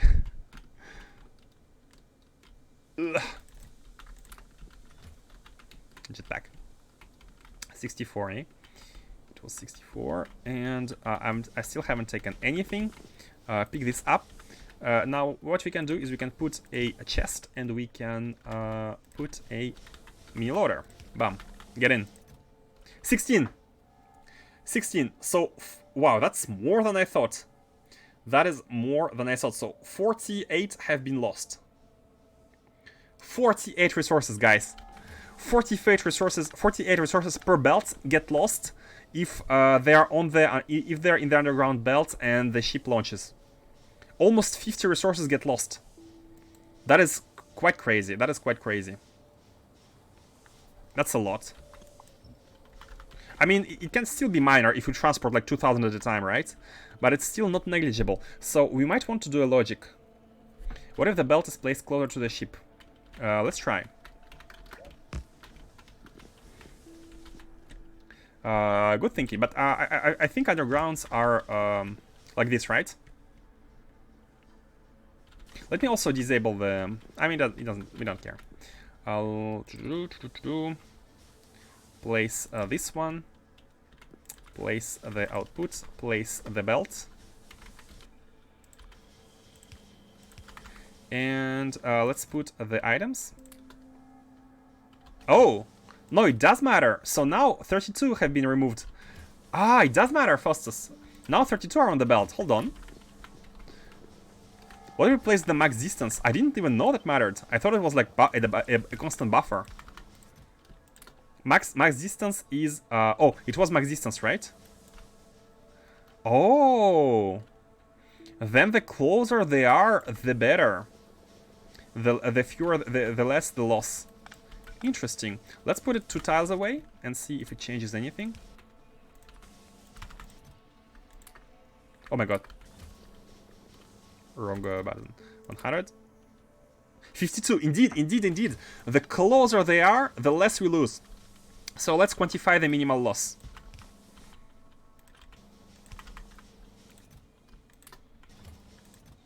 Okay, 32 are on the belt. Right now, 32 are on the belt.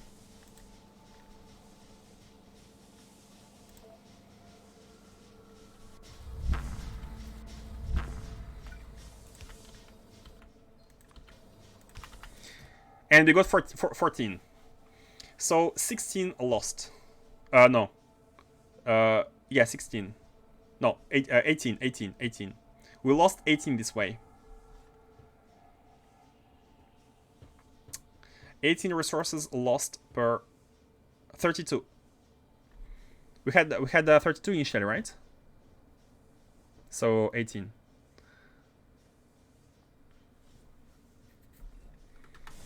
But that's still something I'd like to avoid. That is something I'd like to avoid. Maybe we need to do smart logic. Like, for example, when the chests are this full, you stop inputting. And we can fiddle with the number so that we are at almost full chests. We can fill the number. You pick up 2 when you place the loader. Oh, I pick them up? Really? Okay, a better test. A new test. Bam. Oops. Bam. Bam. And bam. So we don't want to be placing the chest just yet. I'm not gonna pick... yeah, we will pick them up. We'll pick them up anyways. How do you want to do it? Let's place the chests first afterwards. Okay, let's place these. 100 are in. So 32 have been placed. Removing the 68. Lift from the ground.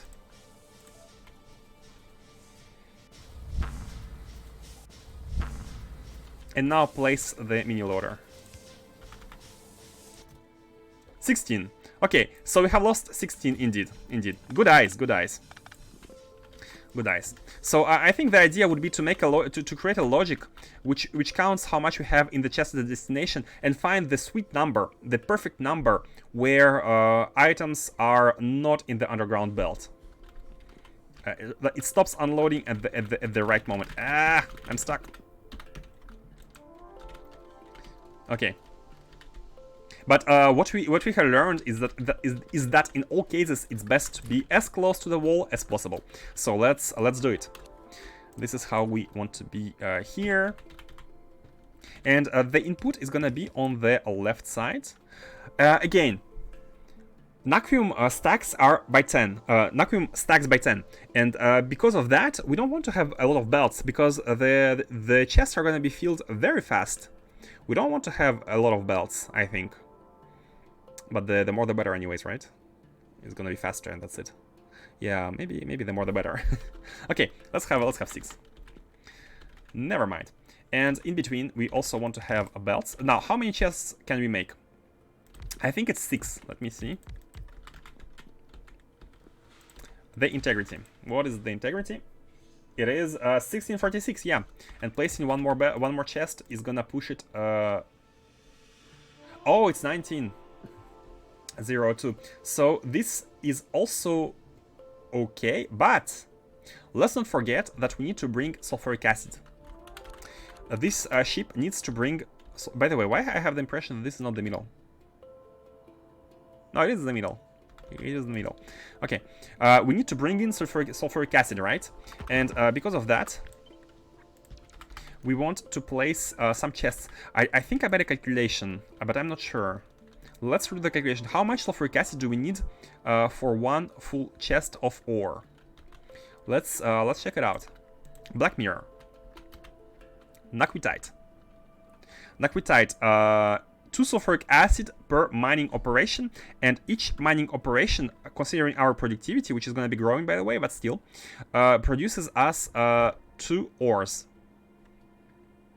Let's consider productivity at 100, so we can have a small buffer of 30%, additional 30%. So let's say we produce 2 ores per operation, so 1 sulfuric acid per basically per naquitite. We are paying 1 sulfuric acid per naquitite. That means that here in 7 chests, we're gonna be able to have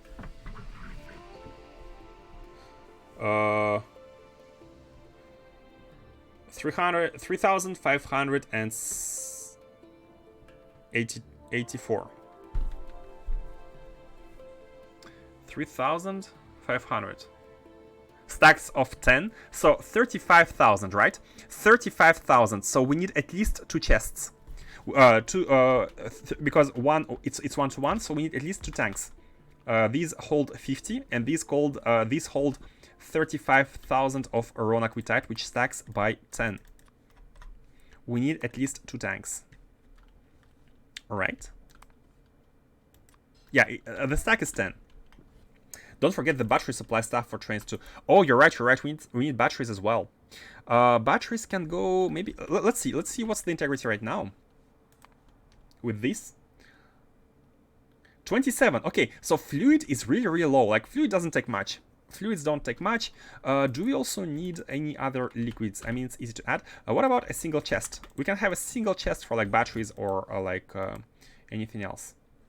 1927, 1951, 1951. We're very good. We're very good. We can have a small chest for like random stuff. So let's proceed with this. We're almost at 200. Now, what we can do is we can, of course, have rails here, but rails with everything. I think it's fine. Do we want to? I think it's best to use up this place, to use this space by placing like defenses. We will need a lot of defenses, and there's no space for trains anyways. We're fine. We're fine. So let's see how far we can be. So we're gonna be pushing from here to here. Fluids are variable depending on what fluid is inside the tank. What? What? How do you calculate it? How do you calculate it? Why these are variable and these are not? Seriously? So we need to fill this with sulfuric acid and then check how much it costs. Can we place another one here? Ah, we almost can if we expand a little bit. So we need how many more tiles? 1, 2, 3, 4. If we move these 2 tiles to the left, we can place the last chest here, which is very helpful. Which is gonna be very helpful. It might just be that water is different.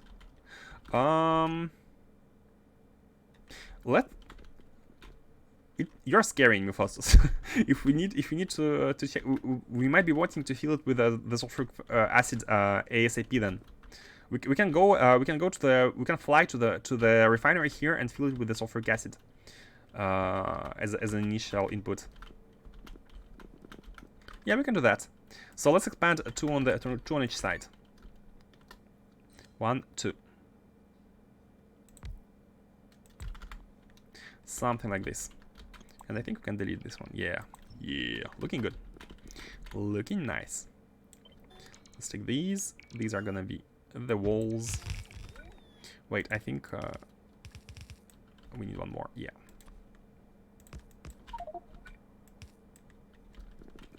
We don't have walls anymore. We have tons of flooring, but not walls. Let's get some walls. Designing spaceship has been oops, we don't need floor. Has been the activity these last streams. Something like this, and we can have a similar shape on the other side.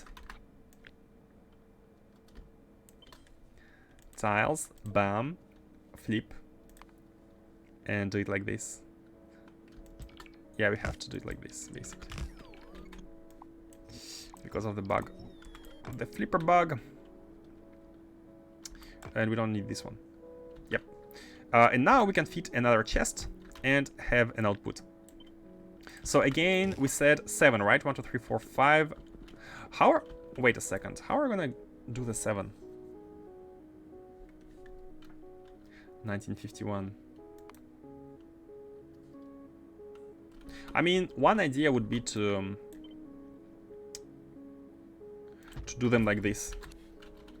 Like we can have a center. They're not going to be symmetrical this way. It's a little bit annoying, but 7 is hard to put it in a rectangular shape, anyways. 7. What if we put 4 and 3? Like 1, 2, 3. Nah, it's still bad. It's still bad. Yeah, let's put it like this. It's not going to be symmetrical, but it's fine. The idea is that we do something like this. Oh. Oh my god. Oh my god. Oh my god. All of them are wrong.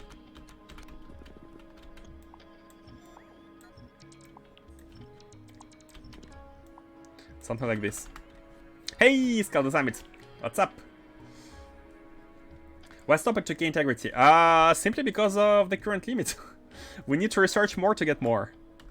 If we research, yeah, of course we will need to update it. After we update and research more, we can have a better spaceship. But this one's gonna be tiled already, so now these are all going into right directions. Input on the right and output. Input on the left, output to the right. This is how we want it to be done. This is how we want it to be done. For the symmetry's sake, we can put a chest here and have the belts. No, it won't work. Never mind. That's fine. That is fine. We can find a way to use this. Oh, you know what? We can put the capsule here. We can put the capsule, the console. The console may be here, and that's gonna be a nice little spot for the console, and the top side is gonna be symmetrical. A chest can be here for like anything, and the fluids. Oh, we can use the fluids here. Fluids can be literally anywhere. Let's put them here, so we can connect the pipes like this through this lane. Yeah, nice. Now let's get the defenses going, and we should be done. I have a question. For a resource, you need multiple train stations for like copper plates, for example. Yeah. Do you have every station for copper plate loading named the same and set the limit so the trains can collect from any of these stations supplying copper plates when the station becomes available? Indeed. Indeed, that is how it works. That is how it works.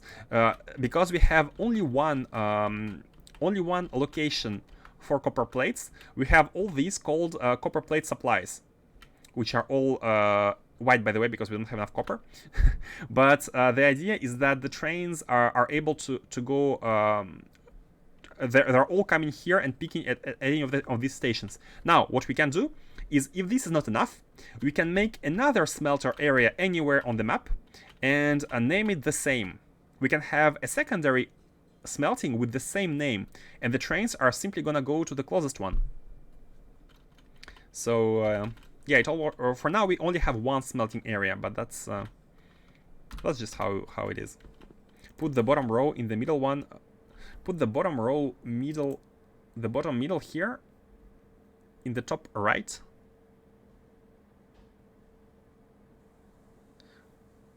What? The bottom row middle one, this one, in the top right. Oh, starting from a side. Oh, even here. I see what you mean. Yeah, there is a way to make it symmetrical. What am I doing? There are ways to make them symmetrical. There are definitely ways to make them symmetrical. You're right. We can either put this chest right here, or I'm now thinking about another way. We can have this row of 5, and we can have these two. One is here, and second one is here. What do you think? What do you think about this improvement? Either we have a big U, or we have a whatever shape it is. Either a wide U. I think your idea is better. I think I like the wide U idea. Let's do it. Thank you for... This is the kind of feedback I like. I mean, I like all of the feedback, but this is the feedback I like the most. Fixing the problem for people who love symmetry, myself included. Do you plan to expand the storage on this ship? I mean, storage expansion is not my concern going forward, because first of all, this ship is kind of limited in function, right? What we want is for the ship to be able to land on moors. Because we are gonna design the processing of Naquium based on the shape of the ship. Is gonna land here, and what we want is to have like Naquium processing be all the way around, right? Be like here, for example. I'm not sure how many tiles it's gonna take, but the idea is that the ship fits one tile, and the whole processing fits multiple tiles. So if one day, like in the future, we expand and have a bigger ship, we might want a ship which goes all the way like this, right? But then we'll need to adjust the processing.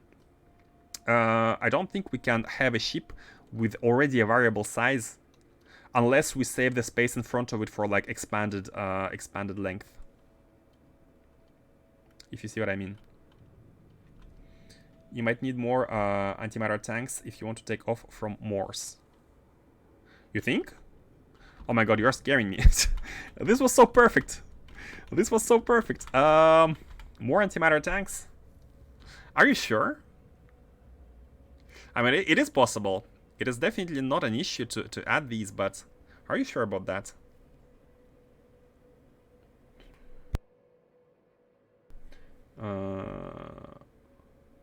We might want to go there and try. No idea. Because for 1k integrity ship, we lose something like 30k, right? Let's double it, because I have an impression everything in this mod is linear. So I think it's gonna be 60k. So barely one tank, like one tank and something. I'm gonna assume that. Let's actually go to Morse and check. You know what? Let's go to Morse and check. Let's connect the power. By the way, we need to design. Let's finish building it first. I think we're almost done. All we need is some connections. But yeah. By the way, we don't have antimatter anymore. Why don't we have antimatter here? What's going on? Antimatter production offline. We don't have material testing packs. We don't have the packs. What's going on with the packs? These are not in their chest. They are not in their chest. You know what? This is what I was a little bit worried about, is that we only have one chest per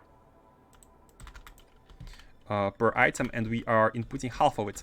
So I believe material testing packs should be... Oh, wait! Is this copper plates issue?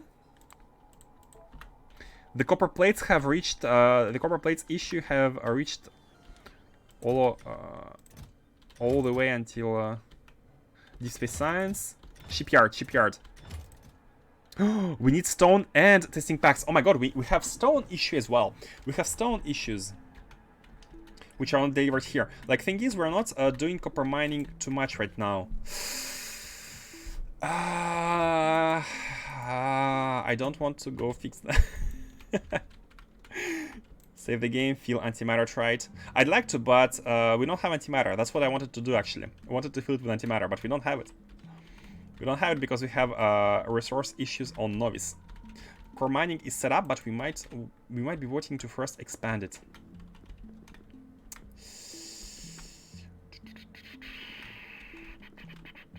How shall we do it?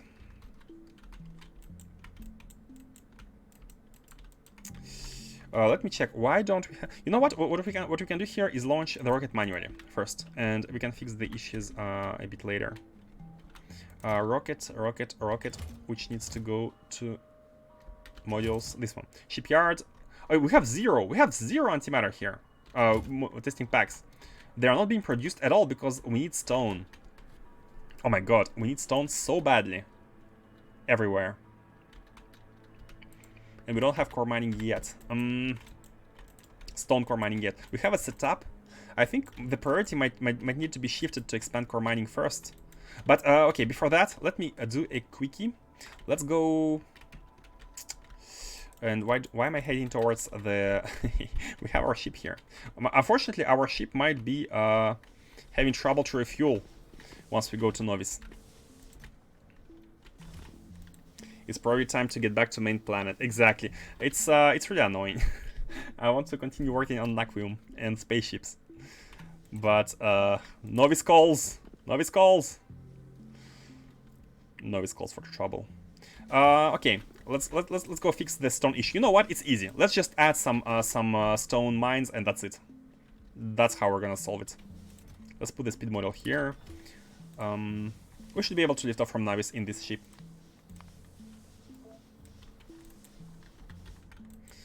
Not really sure. Yeah, no one wants to admit it. No one wants to admit it, but it is a fact. It is a fact that Novice has been struggling without resources for a while. Let's do some mines on stone anywhere, not this one, but anywhere else, and we should be good. Put you at the mall. And I think we're going to be able to lift off. Yeah, look at this. We need not that much energy with 1k integrity. Now, the only thing that bothers me is the fact that we have a lot of stuff here going. Let's put all of it inside the ship, by the way. Oh yeah, let's add a small container, additional container here. We don't even have a space for a container. Come on. I don't want to drop stuff here because this is kind of... This is like... Oh, instead of this, what we need are 2 small containers instead of 1 big. I think it's easier to...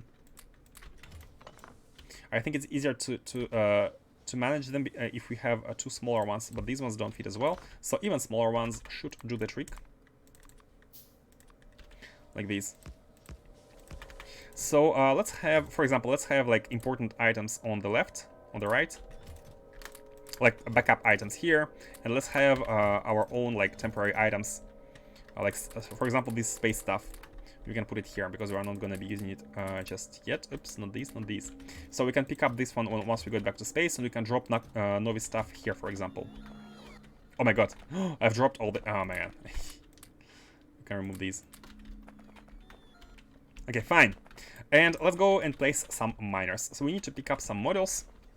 A small aparté here. Aparté. I'm hoping it's an English word as well. Miners. Oh, we had some. Let's have more. So what we want is miners, we want belts, transport belts, and we want modules. I think just stone expansion is good enough. Small one.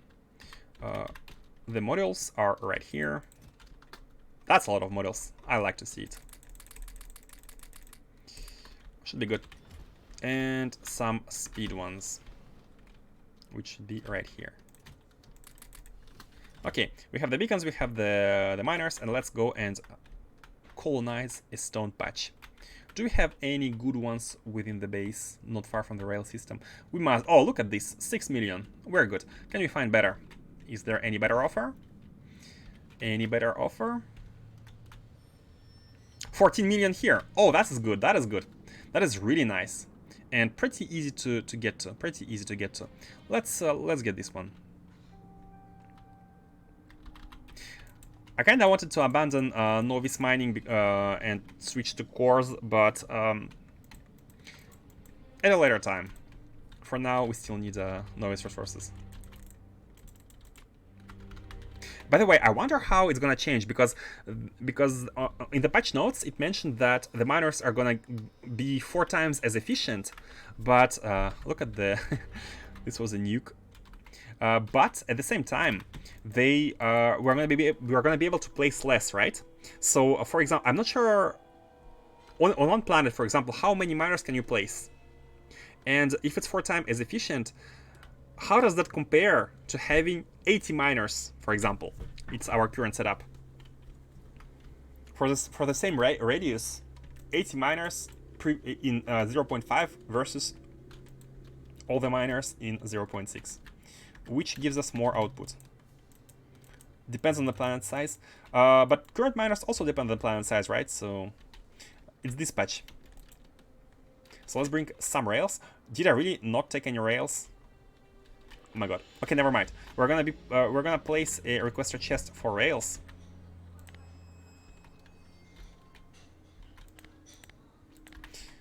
Okay, let me grab some rails. How could I forget? By the way, I could be using our own personal spaceship to fly around Novice, but since we cannot refuel it with antimatter, I'd like to avoid it for now. We're solving the antimatter issue after all. Stone issue, which is actually an antimatter issue. You have 400 rails on you? Oh, good call. I didn't even notice. Good call. Oh my god. Oh, I'm blind. It's fine. Let's pick up more. We're here already. Man, the stream delay. If it was not for the stream delay, I might have not come back. Is there anything else we are missing? Quickly, we have rails, we have the signals, we have the modules, we have the miners, we have the belts. We might not be having enough of them, but maybe more than enough for now. True. At least the best part is that this system makes patch colonization, for lack of a better word, patch expansion easy. Plop down a station and no need to worry about trains. Here. Again, what is the calculation for the stone? The calculation for the stone. Mining. Where we had a TMP here, a TMP.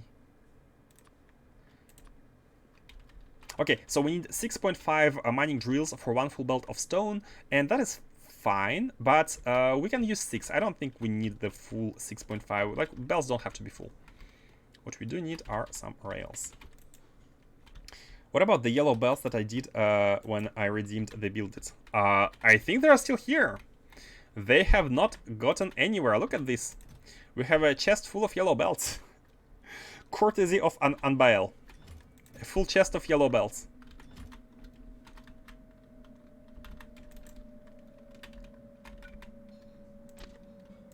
It hasn't gotten anywhere. You can do what you want with this chest.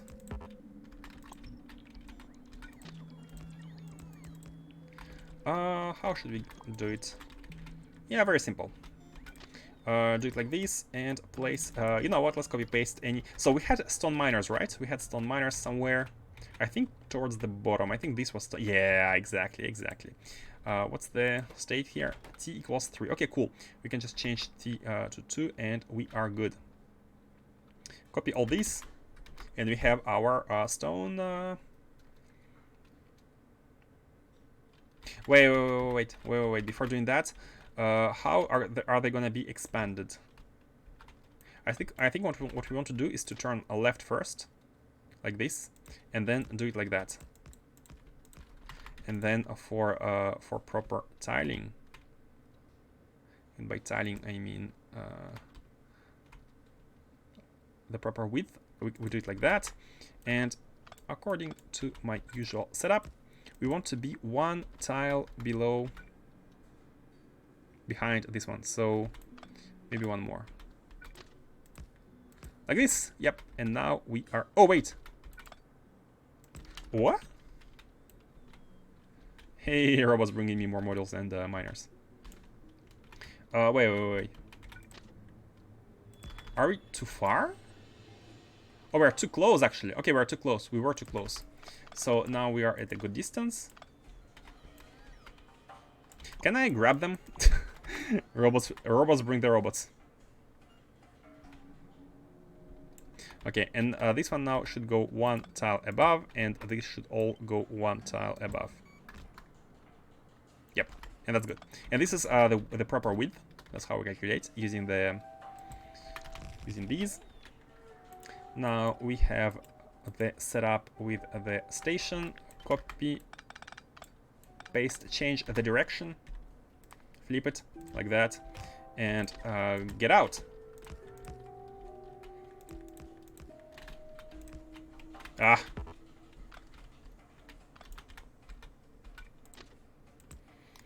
Send a chest full of yellow bells to the faraway planet.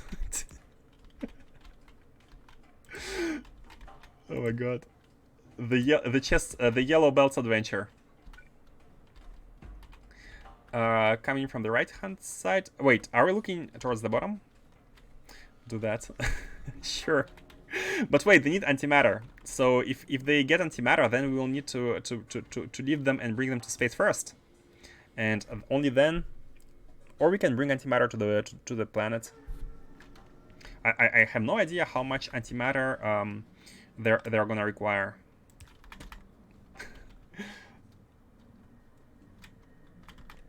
That is fun. Okay, let me finish the stone then, and we shall do it while we are on novice.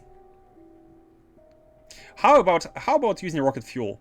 I'd like to see how if we're gonna be able to reach it using rocket fuel. 1 engine, a bunch of tanks. We can bring some fuel and we shall launch them. How about that? We have everything to do it already on the planet. Should be pretty fast. Now we need this one. Oh, and you know what? 1 train can fit here.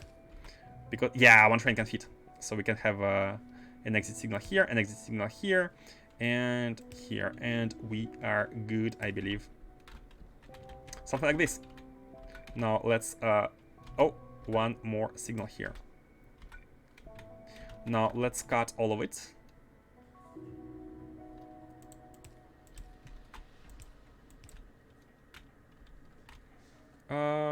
Yeah.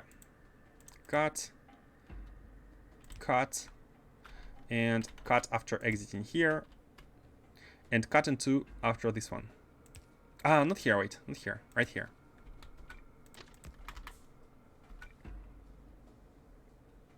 Yep, and we are good. Train fits here, and train exits here. Now all of this could be, we shall see later for the expansion. Let's finish connecting everything. It's a supply of stone, indeed. Actually, we don't even need to fix anything. It's already been fixed. It's all fixed because it's a copy from a stone patch. So now all we need is do this. Copy it a second time. Put this one here. Put this one here. And we are good. Now, do we need 1 more? If yes, then the answer is super easy. Well, just do this. Let's have 3. 3 chests of stone. Oh, we need a rail. Do we need these? Station. And these, yeah. After you exit. Okay. Let's get the stone mined. Again, 6x6 is good enough. Or do you want 8x8? I'm not too sure. 6x6. Oh, you know what? Let's have it. Let's have the half coverage every time. Oh, and we want a beacon in the middle. Oh, we want a beacon in the middle. So let's do it like that. 1 to here, and then 1, 2, 3, 4 here at the bottom. And then what we can do is we can do this, and these can be spaced. A bit more space in between. That's fine. Just to make sure we cover everything, and then we can. So this is gonna be having 4 of them, but that's fine. Not a big deal. You know what? I think we might want to be. We might want to actually mine this patch ASAP, like as fast as possible. So we want to do this. Do we have any patches here? No, we don't. Oh, we do have a patch here.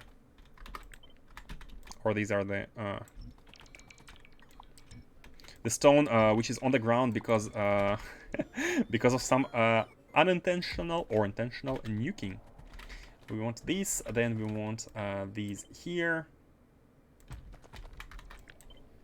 Then we want these and these, and then this, and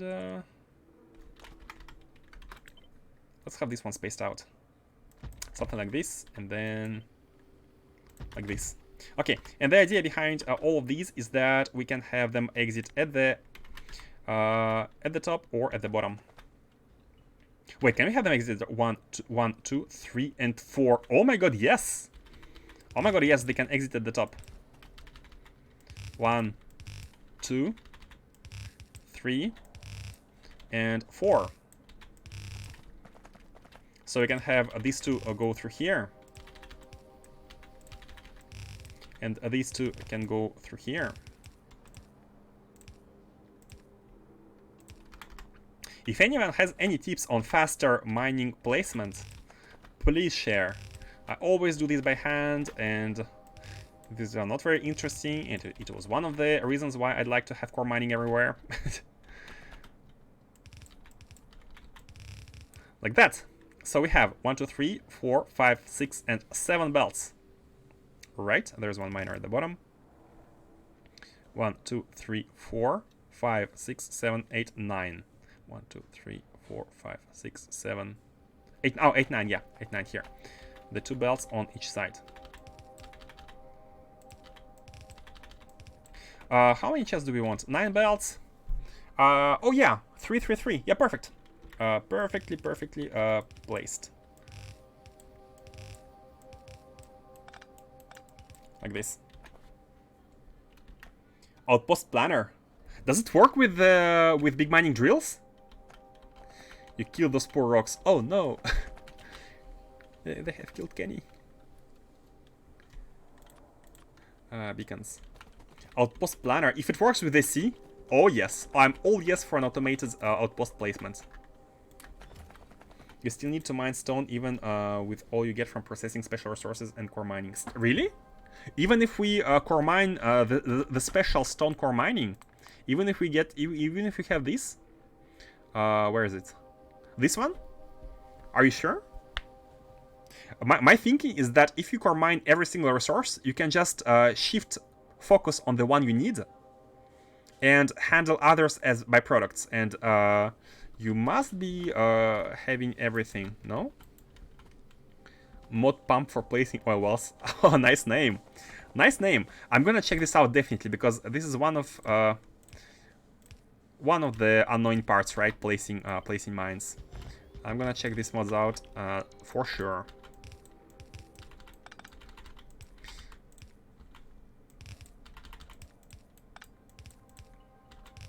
For sure.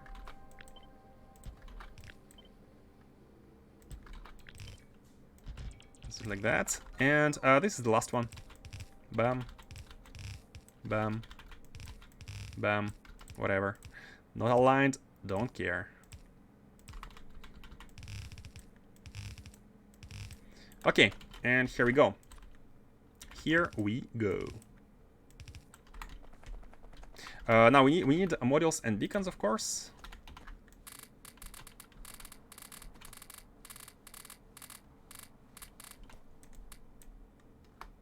Okay, modules everywhere and a beacon. So the one in the center should be good. Perfect.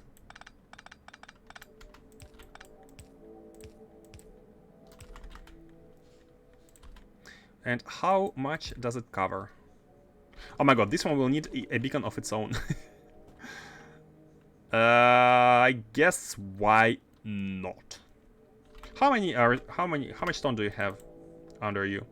178k? Yeah, I guess let's put a beacon. I'd like it to get mined once everything is done. And then we need one beacon for the upper floor. And finally, yeah, I think we can place a beacon here which touches everything. Yeah, perfect. This is nice. Let's actually have these here and have these here, and then we should be able to place the beacon right here. Yeah, perfect. 1, 2, 3. Man, this beacon helps everyone. What a good guy beacon. Okay, place these. One in the middle here, and we are done. Now, hopefully, this is gonna bring us all the stone we want.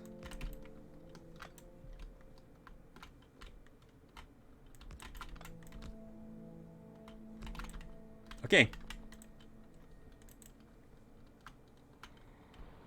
Let's check if there is one drill which is not working.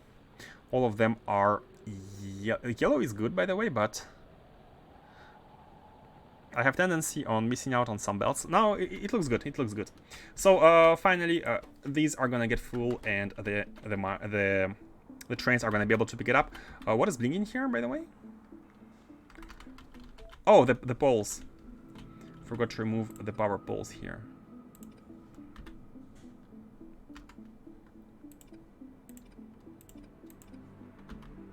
Done. Done and dusted. These are the zero train, and now it should be able to become 1. Wait. T is 2. Oh, T is 2, by the way. T is not 3. T is 2, and these are the... Oh, they're not connected. They are not connected. I'm glad I checked. We need to connect the wires, letting them know how much trains they can afford. T should be... why did I... T is 2. Okay. Now it should be 1. Yep. And no path? What do you mean no path? Oh, my bad, my bad. Okay. And now trains should be coming, right? Okay, the trains are coming. We have 20 trains. 20 trains hungry for stone. Is this patch gonna be enough? It must. It must. Okay, let's go and... Oh my god. The copper ore. The copper ore is gonna be disappearing soon as well. Man, I think we need to prioritize core mining. We kind of want to prioritize core mining to have all the resources flowing. But not now. Right now, I'd like to focus on Naquium processing so we can do research. We can do all the research. By the way, look at these guys. We're at 30% of rocket reusability 20. 30% of 1 million, the last technology of the rocket reusability. That is really cool. It has been going on all the way. And let's also check the planet. The core mining, the single core mining. Okay, now we have the spaceship which is at Novice orbit, and let's have it go. So what does it need? It needs to be full with antimatter stream, and we need a pump here. We need to go there and to adjust the locations, and also input some water. We have to input the water, and we're going to be able to send this ship to space. Now, you know what? Let's put a active provider chest here and let's drop some stuff. Now all this stuff is part of the global network, so it should be able to get emptied. It should be able to get emptied and put into proper storages. All of these ores. Okay, and the final thing we want to do on Novice is to fulfill the request of Unbael, which is to send this chest to the outreaches of the system. So we have had a weird request, but hey, who we are to judge? This chest should go and be sent to the furthest reaches of the solar system with a small ship. So let's go ahead and build the ship with only stuff we have here, and we shall see whether it's gonna go at the destination. Oh, why is it draining power? By the way, why is the power being drained? Why is the power being drained on our custom personal ship? Water is here. We don't have the heat, right? No, we have the heat. Output full. Steam output is full? What? Oh, I forgot to reconnect the wire. I removed it. I have removed it for the chest. For the testing. I've removed this one for the testing. Need to reconnect the wire, of course. How could I forget? Let's get one of these and place it here. Okay. Yeah, I just removed this this one pipe for to test the remember the undergrounds. And now, by the way, we have more space. Okay, let's take the, and this is why we have these in the inventory. This is why we have these in the inventory.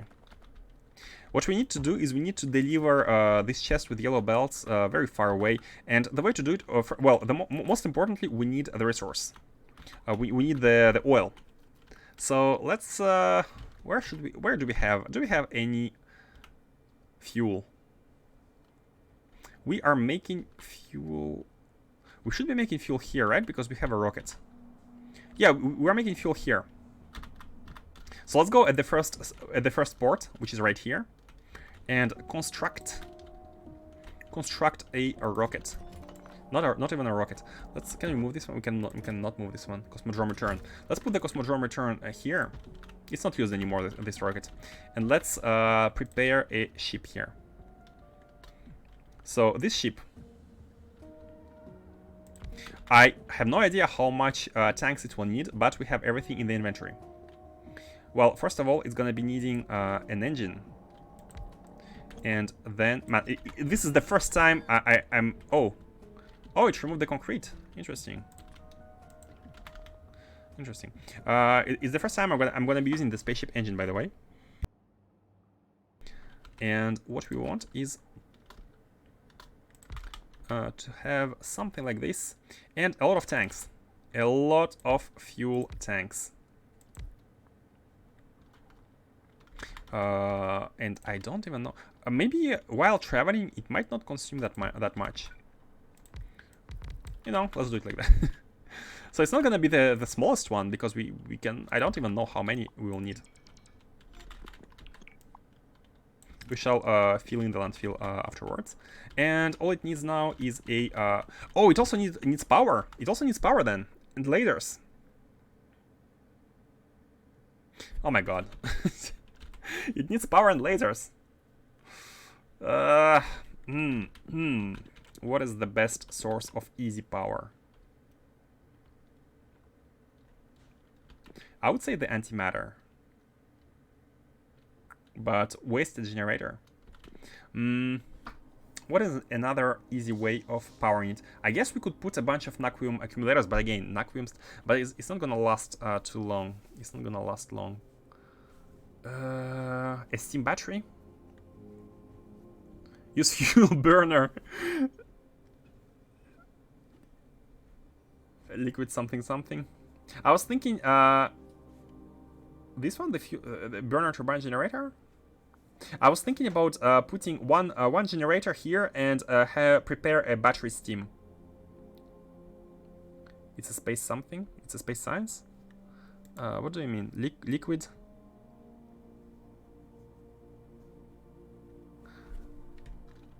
I have no idea what you mean.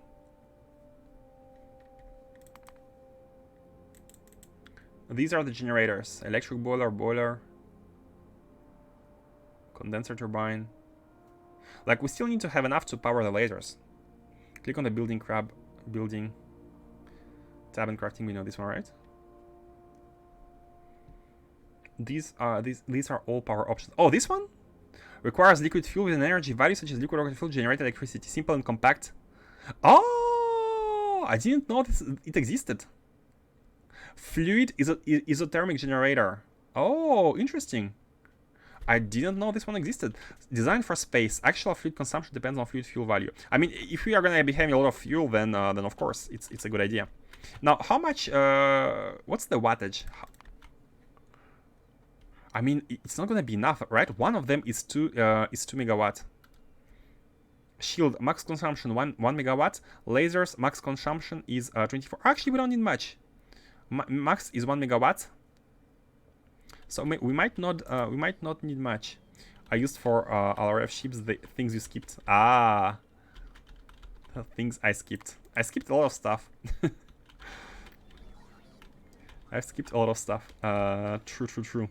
Guys, we went from rockets to antimatter engines. How cool is that? How cool is that? That's all thanks to laziness. I'd like to find the engines here. So let's build 4 of these, and we shall send this ship to its destination. I'm actually curious. Let's start pumping in the. Let's start pumping in the thing.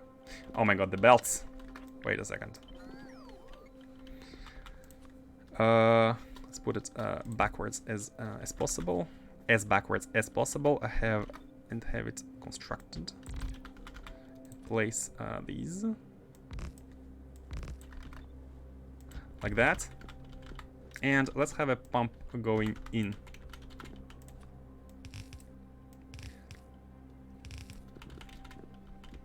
We're gonna have these at the top. And we can place, I think 4 of them are good enough, right? I think 4 of them should be good enough. Something like this. Bam. Bam. Bam. We might want a...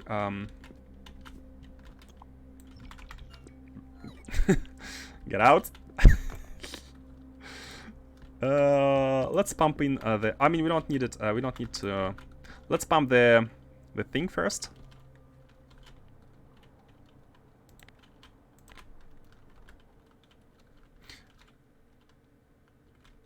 We'll need to wait out until it's all pumped, but that's fine.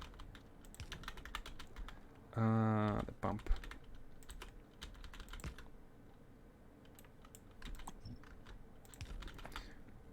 We'll need to wait until it's all properly pumped.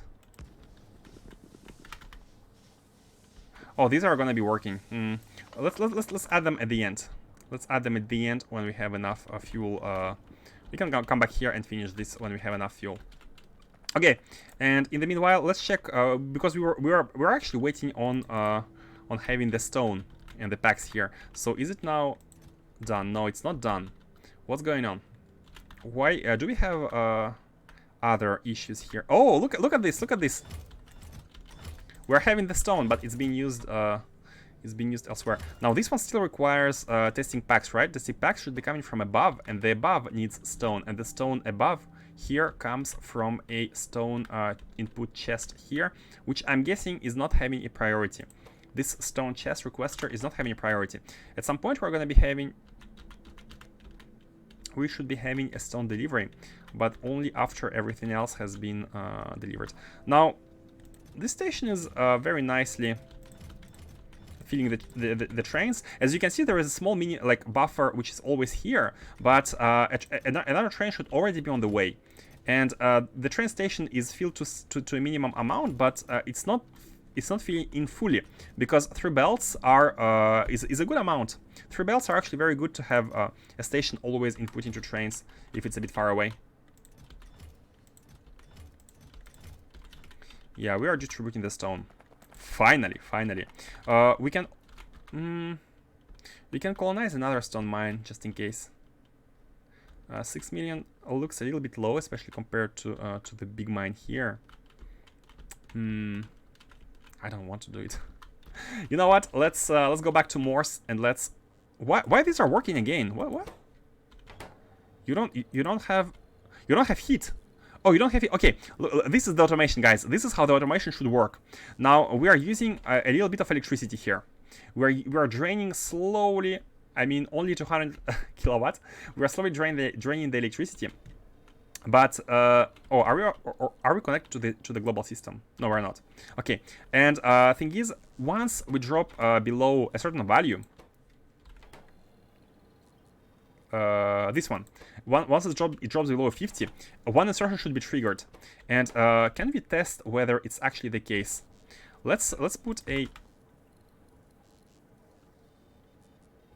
Wait, they are being filled. Wait, something is making energy. Something is producing energy here. These ones? How can we eat the energy? Something's producing energy here. I'm not sure what it is. But something is filling the accumulators. Oh no, the bottom ones are draining. Maybe the distribution? The bottom ones are draining, but this one is full. These ones are full, these ones are draining.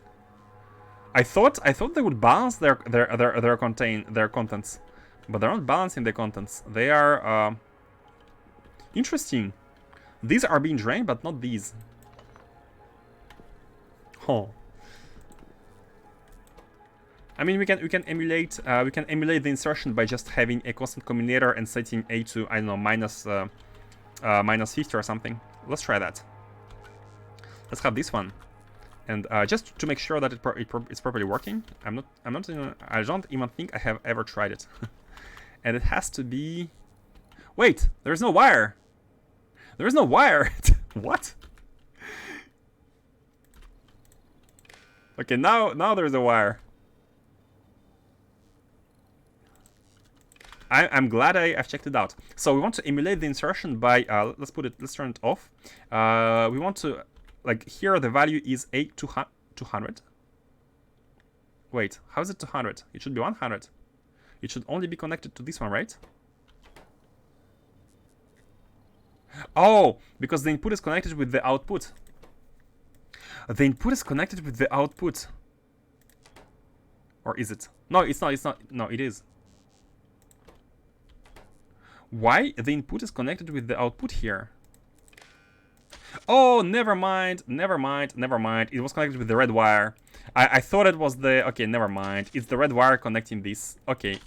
Mystery explained. No mistakes. Okay, A is 100, and now A... let me input 8 equal to minus 60 to emulate a drop below. And now once we enable this one, we should be having a single swing of the antimatter. Bam! Okay. And the temperature should now be rising, but it's actually consumed. It doesn't have time to rise, it's consumed. It is consumed, and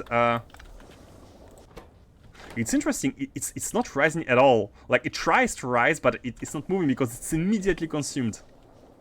It is immediately consumed to produce the heat. As you can see, heat is indeed being produced. And the accumulator should be filling, right? These ones. Yeah, they're full. They're full. So this is how it works. It drops. Once one insertion, they're back to full. Okay. All of these to wait on the stone. What is the stone situation here? Are we making these? No, we are not. Come on. Like, the stone requests are real. We need stone everywhere now. I think it's smarter to actually make a second mine. Second stone mine, just to expand. Which stone mine? Let me check carefully. We have one here. We have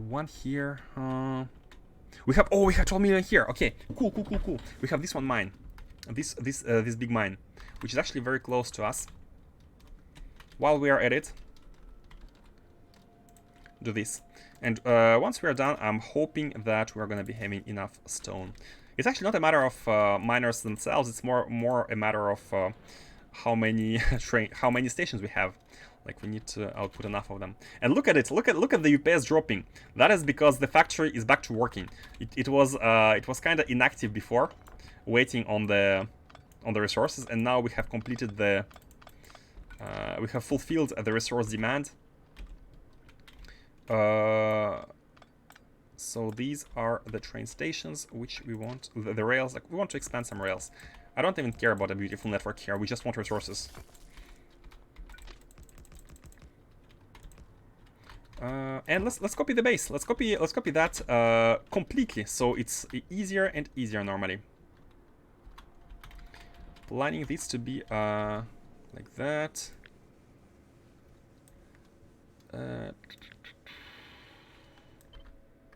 Should be easier and easier. Yeah, just look at this. Look at this. We can do it like this.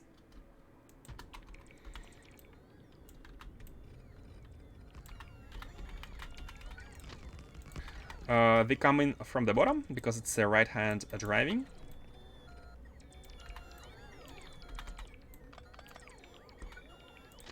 And do it like this. I have to look into this this miner automatic placement. Have to think about this one. So copy everything, even the mines.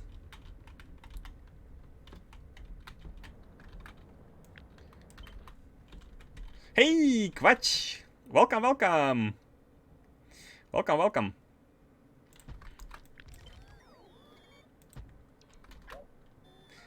How was your day? How are you doing? We're almost done building the spaceship for Naquium Hauler, and as promised, 2K integrity. Yeah, for your redeem. Trying to respect your points, guys. Trying my best. 2K integrity for Naquium ship is almost ready. Unfortunately, we cannot power it because we need antimatter, and we don't have stone to make antimatter. That's really interesting. Like, we need stone, like the most basic of the basic resources required to get the antimatter. So I'm leaving a small space here in the middle for the beacon. Is going to be covering all the middle, and everything else can be like this. Bam. Bam. Bam. And bam. And this one can be even put higher to cover everything. Okay, now we have the mines. Let's have another one. Should we have a small one here? Just for this. Why not? Why not? The beacons.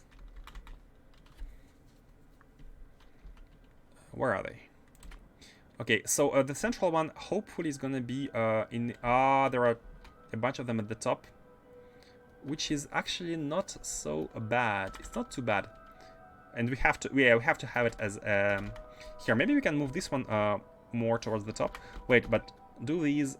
Yeah, okay. The limits here are adjacent to one another, so we can have it like that, and we can have the beacon. Always searching for it in the inventory. Should be in the shortcut somewhere, but might be in another bar. Let's put one here just in case. So if it's here, it's becoming everything except the one below, but it's fine because we can move these two one tile above. So now this beacon is beaconing every single central one except these. Again, we can move these one tile above, and we are good. Every middle one is beaconed. Yay! The only one which is not is this one. So let's have a beacon for these two, and then let's have a beacon for these four. 11:30 a.m. almost awake. Oh god, jealous. You need that much stone for antimatter? Well, not only antimatter, but we need stone as our limiting resource currently, and because of various limitations, which are not only the antimatter, we are basically running out of stone for antimatter as well as a secondary consequence. I hope that makes sense. So we have a bunch of belts here. We have a bunch of belts, and we don't have enough belts themselves. So let's remove this one. We shall use the undergrounds.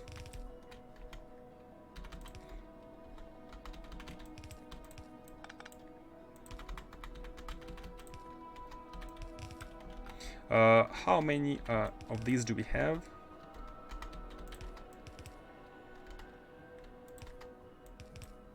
Okay, let's have the bottom ones come in. Oh, let's have the top one come in first because we have all the belts here already.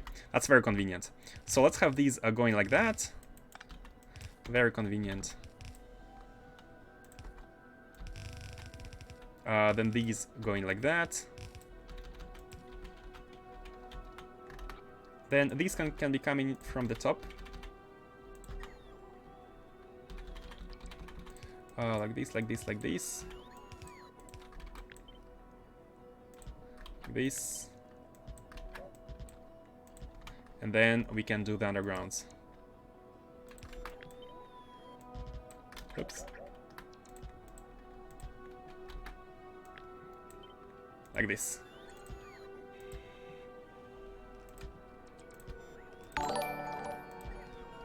Hey, Tense Dungeon with the raid! Welcome! How are you doing, Tense Dungeon? How is your playthrough? How is it going? Still haven't decided on space exploration? Oh, wait, I have just realized I don't need the top one. Oh well. Oh well, don't even need all of these. Welcome everyone. Antimatter production chain requires stone, sand, and material testing packs, which is more stone indeed. Stone galore. I have done this blindly, but we don't need these. Oh my god. Okay, let's also input the modules in the beacons here. Oh, we have them. I didn't press Alt, and everything else can be fed from the bottom. I think I'd still want to have this one be automatically pushed because it's, they go 3x3. So I think it's better if this one is pushed, and we can take the one any one from below. Let's have this one. Top here, here, and then go. Okay, I'm worried about running out of normal bells. This is why I use underground sometimes, but it's should be good. Here we need to invert the balancer. Do that and that. We might need more than 2 stations, by the way. More than 3 stations, which is very nice. Very nice. Do it like that, and here what we want to... How many do we have? 1, 2, 3. 1, 2, and... Okay, not this one anymore. Oops. This one is no longer the case. 1, 2, 3, 4, and 5. I mean, this one is not a big one. This one is a small one. I think it's like we don't want to have an additional station here. What we do want is make one of them go into a previous one. For example, here. Yeah, because this one already has 4 belts. So this one, we need to redirect 1 belt into the other one. That's fine. Bam, bam, bam, and then we are gonna be making these. And finally, the remaining 2. Yes, the remaining 2, which are gonna go to into the last one. Bam and bam. Finally done. Got these mines. Oh wait, the central beacon doesn't have modules. Bam.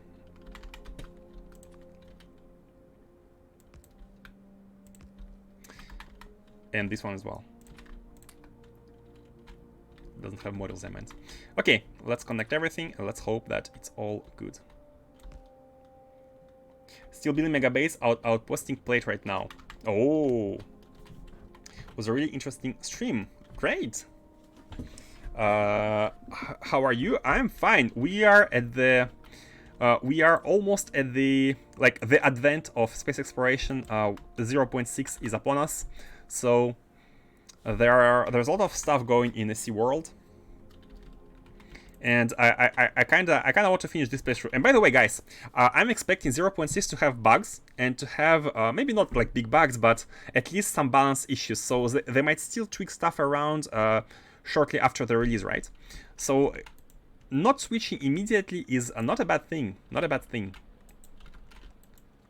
I think we can finish this playthrough and might start 0.6 after all. Maybe not right after because. Maybe have a break or something, but yeah, I'm hoping finishing this one pretty fast.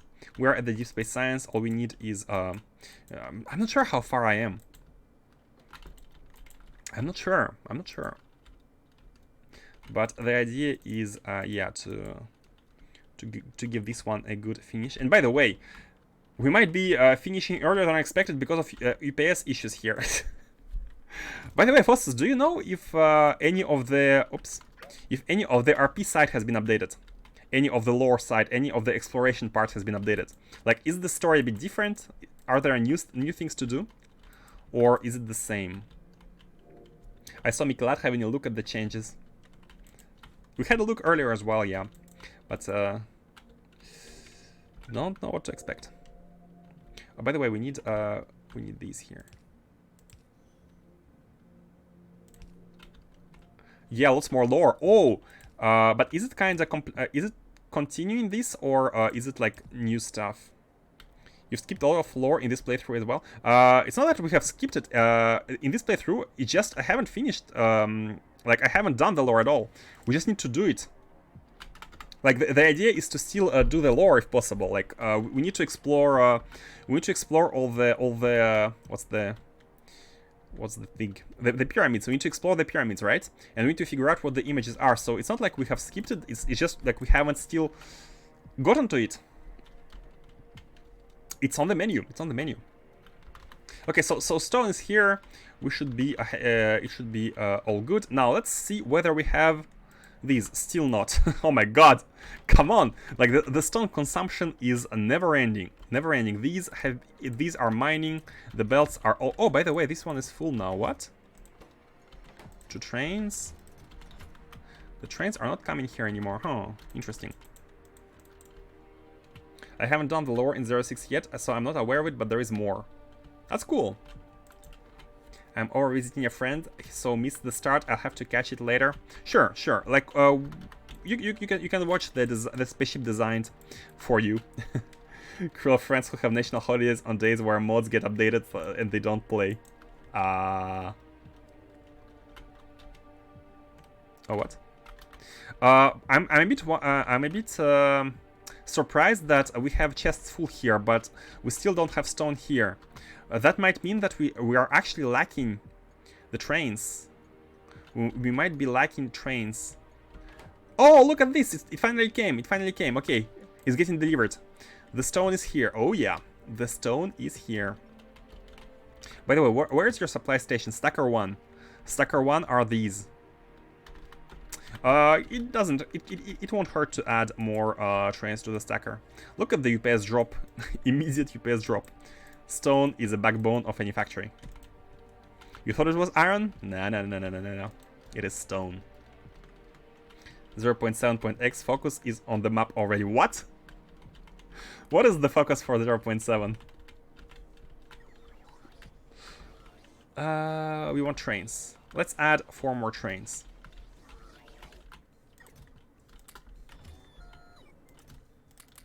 Or 5. More unique planet experiences, planet challenges, and planet-specific buildings. I mean, the problem with this is that it just takes time to get going on one planet, right? Like, and space base. Like the planet challenges, it's all the end game, right? I guess it affects people who... Wait, what are these? Oh, these are priority supplies. Okay, that's fine.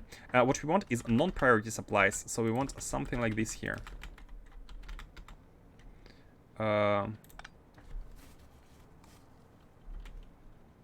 Let's do it like that.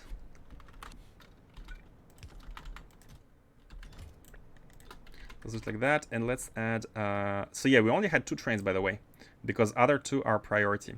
So this is definitely very, very healthy for the factory. We can only add 4, which is fine.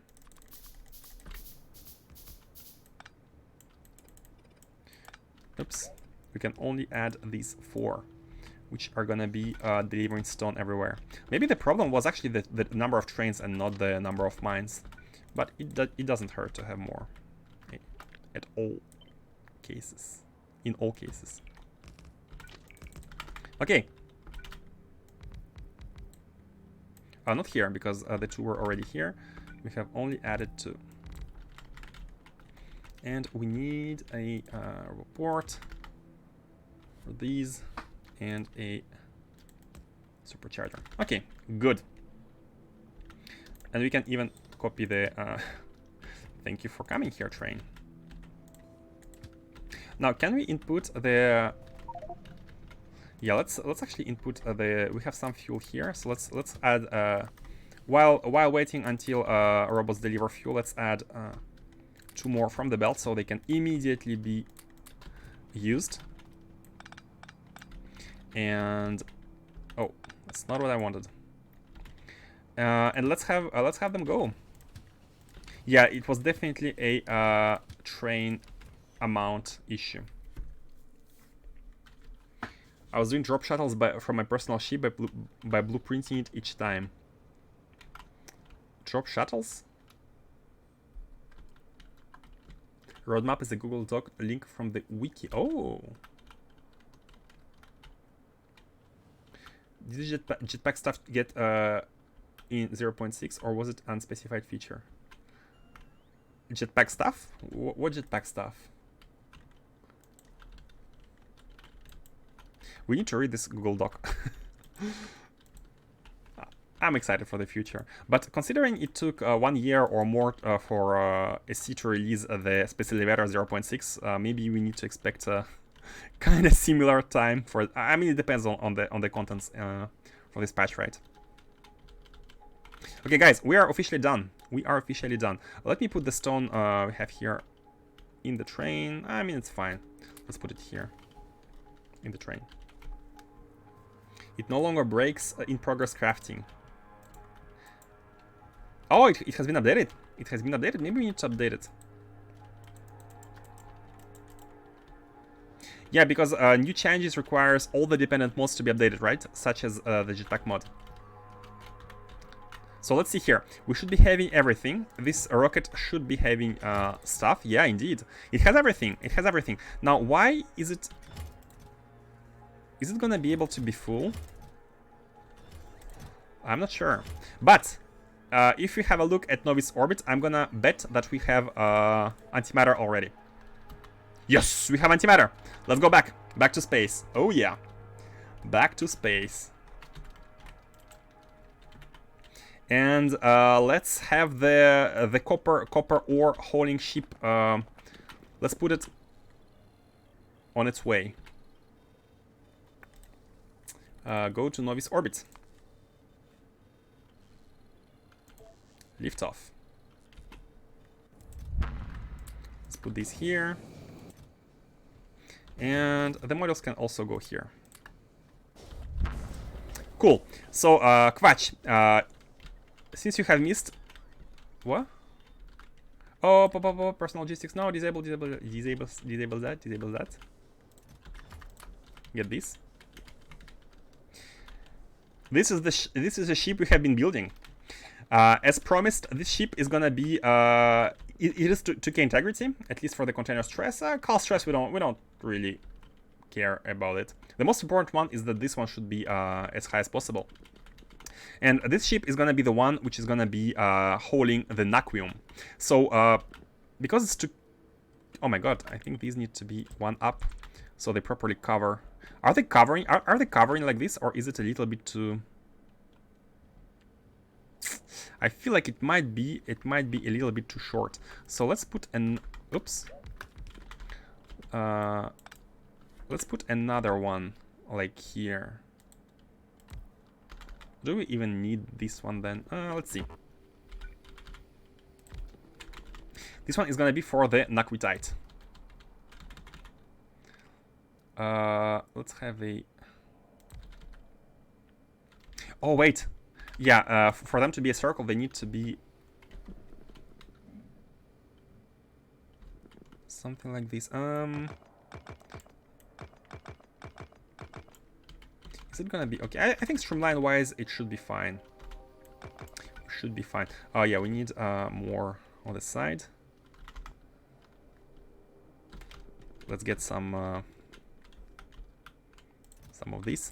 And what we wanted to do is actually test. Let's actually start inputting the antimatter. What we want to do is to test whether 3 tanks are enough for us to go to Morse and not only Morse, the oil moon Morse, and also the black mirror, the asteroid field.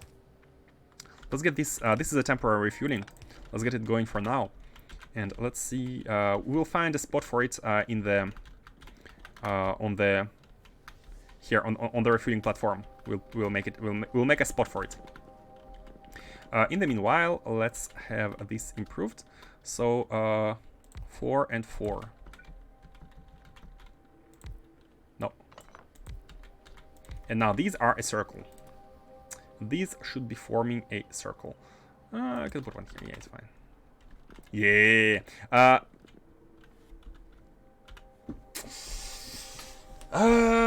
Should we do another one? I feel like it's in our interest to do it. They don't consume that much energy when they are not breaking. I mean, you cannot see it here, but when they are not getting hit, when they're not getting destroyed, they don't consume much energy, right? But we still want to have enough of these at the front, especially to protect. And some overlapping here is good as well, just to make sure that asteroids don't properly destroy everything. Because again, remember that we can get hit by the big ones, which are no joke.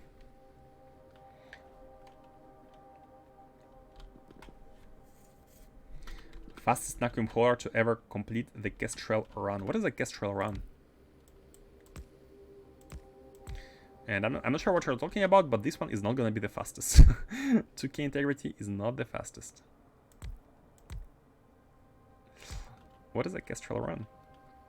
Let's do it like that, because we want to have some laser turrets. Actually, I think the most optimal part would be to have laser turrets as close to the shields as possible. Star Wars reference. Ah. That is for Revan then.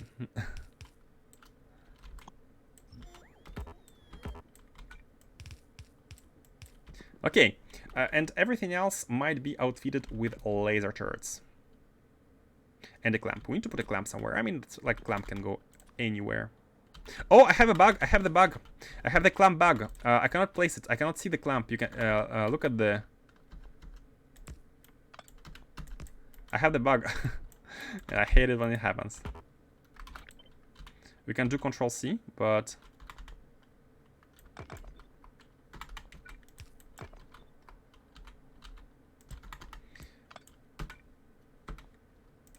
Okay, now we can. For some reason, sometimes it disappears.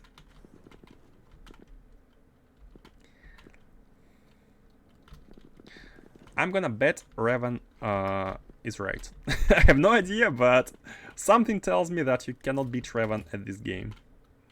Star Wars reference.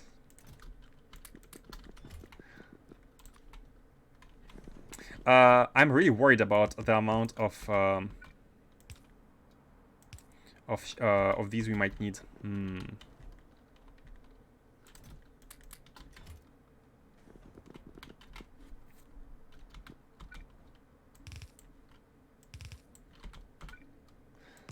not starting a space exploration yet. I mean, mega base must be vanilla mega base must be a big task already, right? Have to go have fun. Thanks, thanks for coming by. Thanks for the raid. Have a great evening to you. I think it's whatever it is for you. Have a great end of day and a great weekend as well.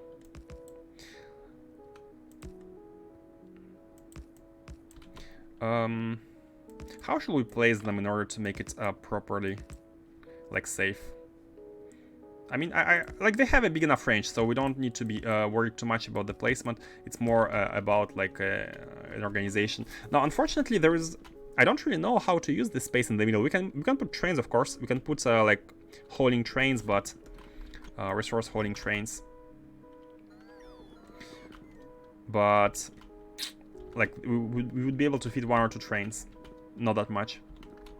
You know, let's just place these here. They are good, they are nice.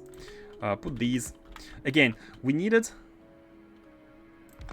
oops, only 2 of these are required for all of the hauling, but let's make more. Let's make more, because we might be wanting to get the sulfuric acid, to have the sulfuric acid used for the recharging, the batteries.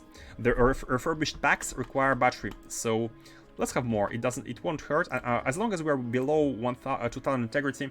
We should, yeah, 50. Like, they cost nothing. It doesn't hurt to have more sulfuric acid coming in and exiting out. It does not hurt. And we are good. Let's go and yeah, the antimatter. No, the antimatter is still not good. Hold on, what's going on here? What are you lacking? Still the packs, right? Material testing packs. I think now the problem is that we might not request enough. Let's see. The chest is full. Do we have? No, we still have some requests going, right? We still have some requests going, but it takes a lot of time for it to complete. You know what? Let's increase the request amount. Let's oops, not here. Let's go here and increase the request amounts so that the train, the rocket feels faster. Right now we're multiplying everything by 250. Let's instead have 300. Not 300. Oh my god. 300 times the request. So the rocket might fly more often. Not more often. Sorry. It's gonna hold more. It's gonna hold more.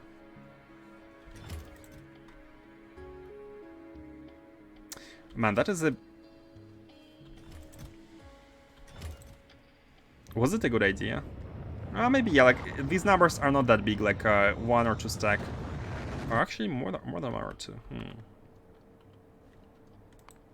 2. Not 50 stacks of each, basically. We have added 50 stacks of each. A sulfuric acid train. Oh! Should we try that? I like this idea. I like this idea a lot. Train logistics. Oh, fastest. Thank you for this idea. I am liking this a lot. So one tank can hold, one train wagon can hold how much? Is it 25k or is it 50k? 25k. Okay, so 2 wagons would be 50k. One train wagon is equivalent to 1 tank, right? Can we actually get out of here? Can we go straight? If not for the... I mean, we can move this gun a little bit towards the bottom. I think it's okay to have it like this. It's I feel like it should be the same effect. Like this. That is a really good idea. Loving it. First time we're gonna be putting spaceship on the train. On the... oh my god. A train on the spaceship. Best part is the automation is gonna be hella fun. Okay, let's have a train station here. And how many... Oh, if you put a train station here, we can fit even 4 cargo wagons. Do we need 4 though? Do we need 4? I don't think we need 4. I think we need only 3. I think we need only 3 here. It's gonna be 75k, which is more than enough. But, you know, it doesn't hurt to have this one even lower. Even lower. And let's put the walls.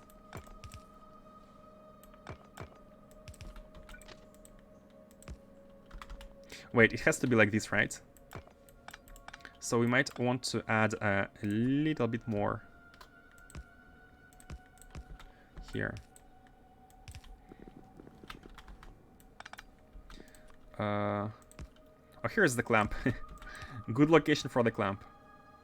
Although it might look a little bit weird. That's fine. I think it's nice that clamp kinda breaks the symmetry. Yeah, it looks okay. What do you think? Should we move the clamp elsewhere? So here is it. Here it is. Here it is. We can fit four wagons here with the sulfuric acid. And of course, oh, we want the charged train. We want a charged train. In that case, I mean, yeah, it can be charged at both here and there. It can be charged both here and there. That's actually fine. That's actually fine. Let's get to it. Let's get to it and.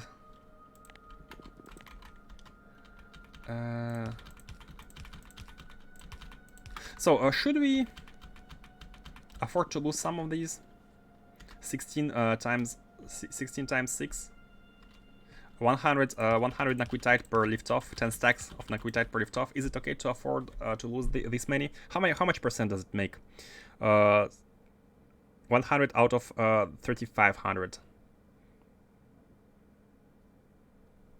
Like 3%. We're gonna be losing 3% of naquitite every time we lift off.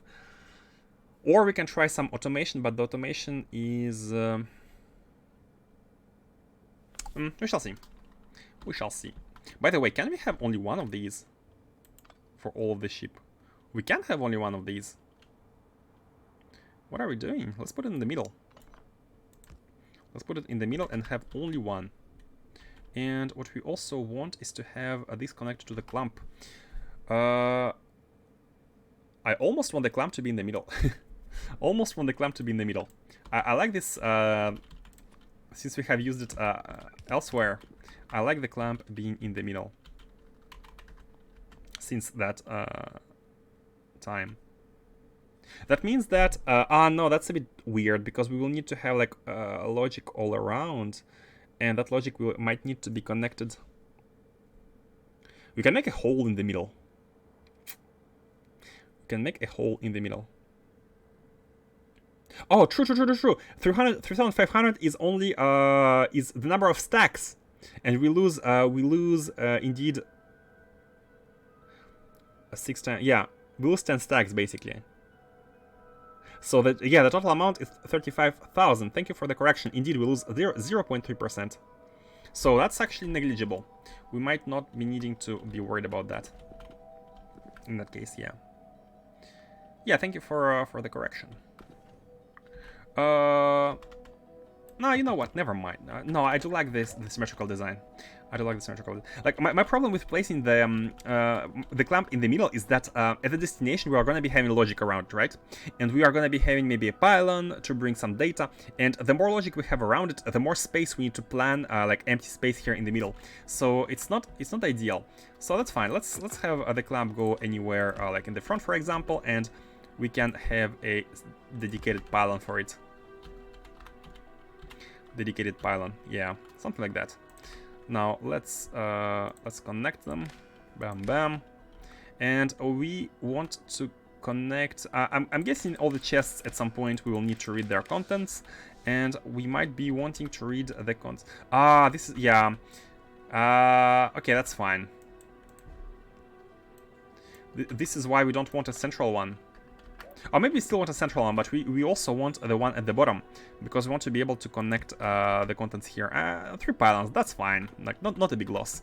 Not a big loss. Let's connect these, and let's connect the engines, because we're going to be wanting to read how much antimatter fuel we have. And at the same time, we are going to be wanting to read the contents of this, to make sure we have enough. Oh man, that reaches. I'm surprised, actually, that that this reaches. Okay, let's try to fly to Morse and see whether we are able to lift off. This is gonna be fun. If we are not able to, it's gonna be very fun. 65 gigajoules. Let's try that. Morse. We need water. We need power. We need water. Yeah, let's bring the water. And by bringing the water, what I really mean is we need to make it. We don't have the water being produced here. I think it is fine to have a production right here and to just pump it using undergrounds. I think it's fine. It's good enough. Do we even have the item? Let's have go to end mode and place a ghost of it. The biochemical facility here. This is gonna be the one producing water. Oh, we had it in the inventory. Cool, perfect. So we make the water from water ice. Let's request some water ice here.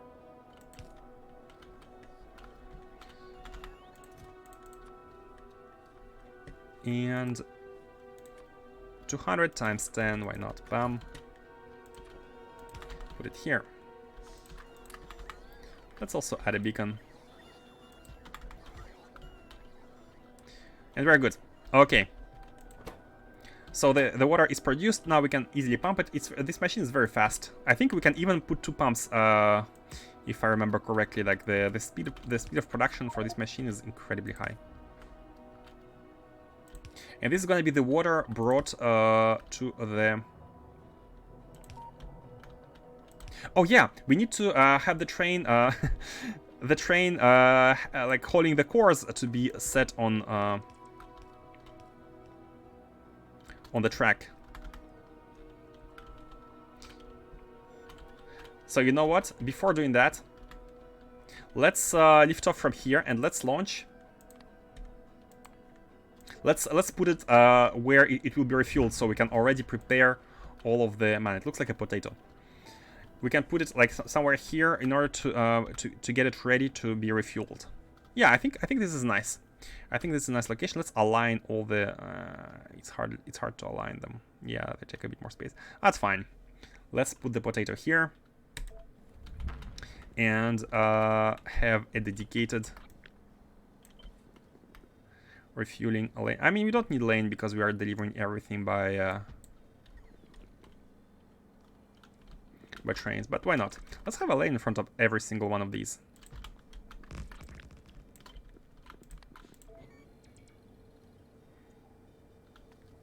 We shall separate all of them with a with this kind of separation, so we can put the next one on the left of this line and not worry about it.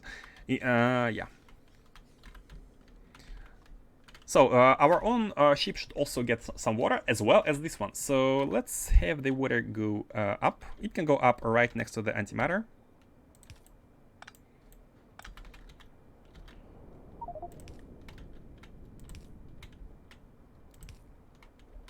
And right inside the water tank.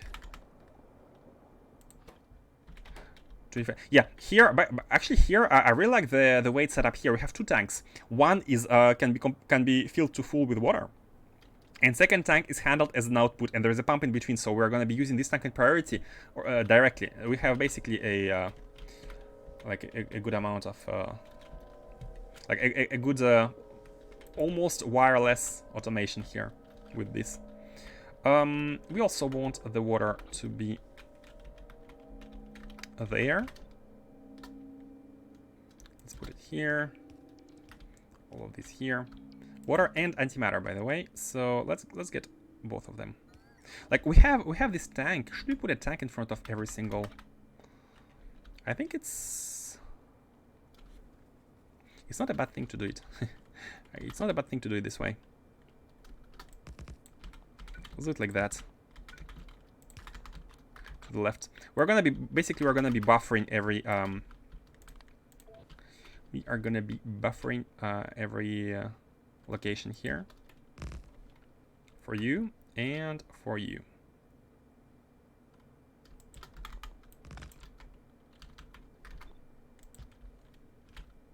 Like this. So we can have, actually let's have them both go. Oh, I wanted to have this aligned as it's done here. Let's cut them.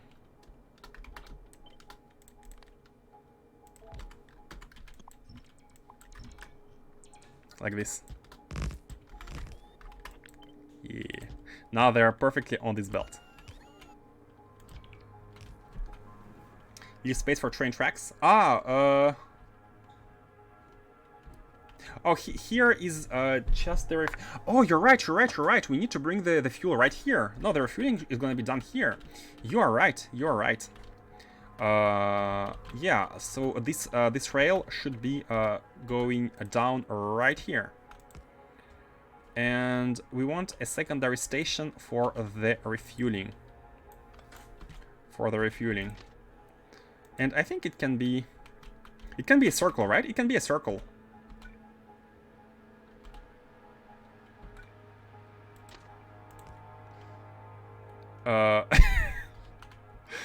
Oh god. I have so many regrets. Let's cut the wings. No, just kidding. Let's move everything one tile above.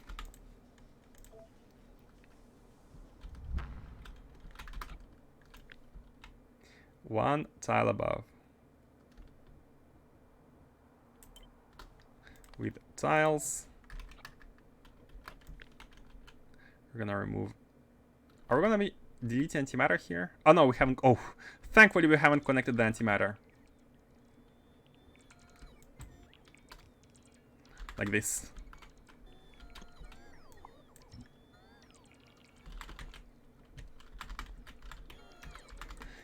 Wow, that mod update looks awesome. Makes me want to update it. I will then have to redesign everything though, so it will be for next playthrough. Yeah, I think I have been convinced by you guys that next playthrough is the best, because the main goal of this update is to make you is to change the mid game, right? It doesn't really make sense to update if you are post the mid game. Right? Did I not copy with the floor? Oh my god.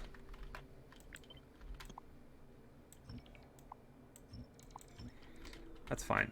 So let's have the spaceship land. By the way, how should we call it? The name is up for grabs. This is the spaceship traveling, if I can find it. Here.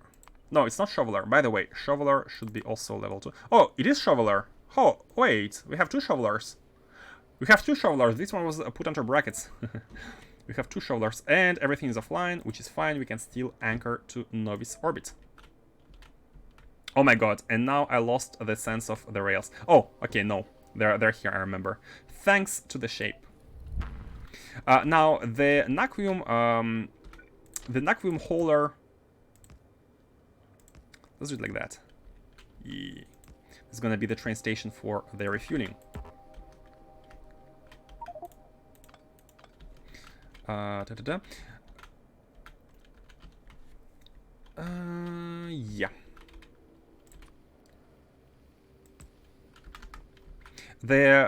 What was this? So number 2 is the personal one. Number 3 is...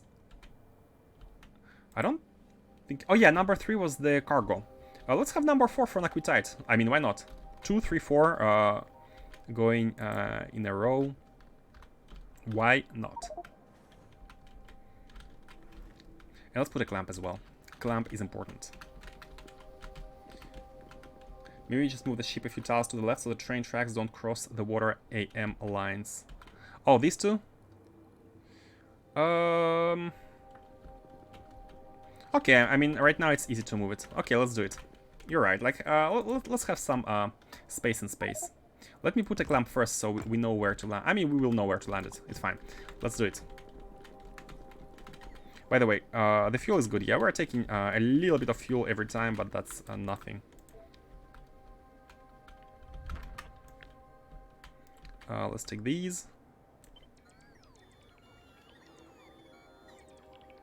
And put it here. Yeah. That's it. Now what we needed to copy as well is this segment. It should be straight. Coming in from below like that. Okay, we're good. And the second one... Ah, it cannot fit. It cannot fit all the way to the other side. I mean, it can be here. It can be here, but it won't be on the other side of the rails, which I think it's fine. I think it's fine. Here is part of the ship, by the way. So yeah, on this side it's okay because here this one is part of it, and here this one is not part of it. So we are good. These are here. And now we need to paste this one. And here it should be like this. Right? Or, yeah. Okay, cool. Okay, great. Well placed. I think the supercharger on the left of your personal ship is one tile above the one at the right.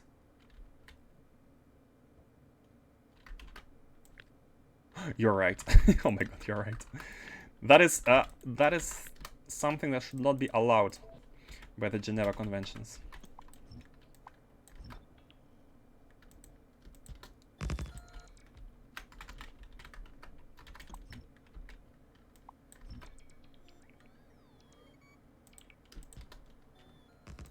Okay. Now we are Gucci, hopefully. Shoveler, please land. Man, this idea of a rail is really nice. Are you planning to pick up sulfuric acid from Norbit as well? Yes, indeed. Yes, indeed. We have the sulfuric acid here. So, thing is, we don't want to be going... Oh, wait.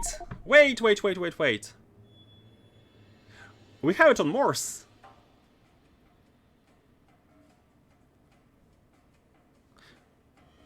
We have it on Morse.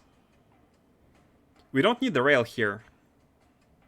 We have it on Morse. I think it's way better to get it in from Morse because it's cheap there. Yeah, there's infinite oil. And in space it's actually more expensive.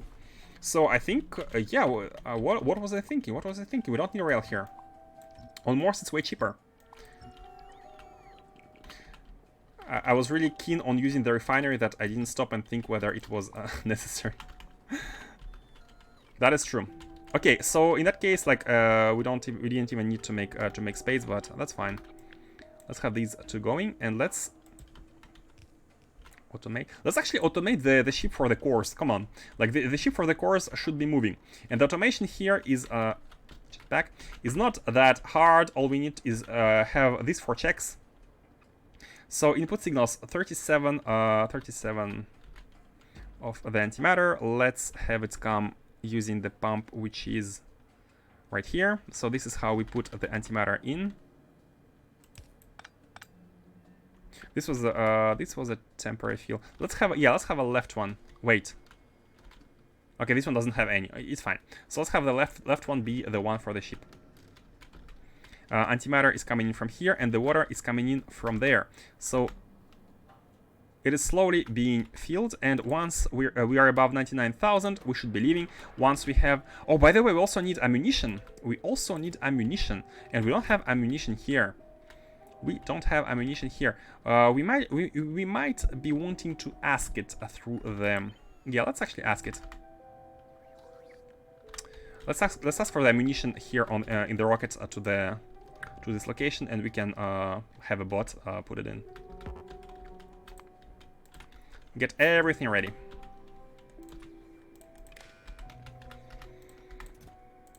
Okay, this is gonna be the ammunition, and the request. Well, it's gonna be a lot of ammunition because we multiply everything by a value. You know, I almost want to not multiply everything by a value here. Yeah, let's do it like that. How much do we want? It's stacks out of 20, right? So let's have 10 rows. 20 times 100, 2000, or 20 rows. Yeah, that's fine. Since we're gonna be delivering stuff from Novice. Isn't ammo constructed on Morse too? Is it? But we might need it here for other ships as well, which don't go to Morse, because this is basically a dock, right, for all the ships. So we might be wanting to have it here as well. Now, one thing which is worrying me is that the robots are going to be flying across all of these ships to deliver stuff. So they might get picked up when the ships leave, which is something that is bothering me a bit. Which is why I think I'd like to belt the ammunition. It might sound a bit absurd.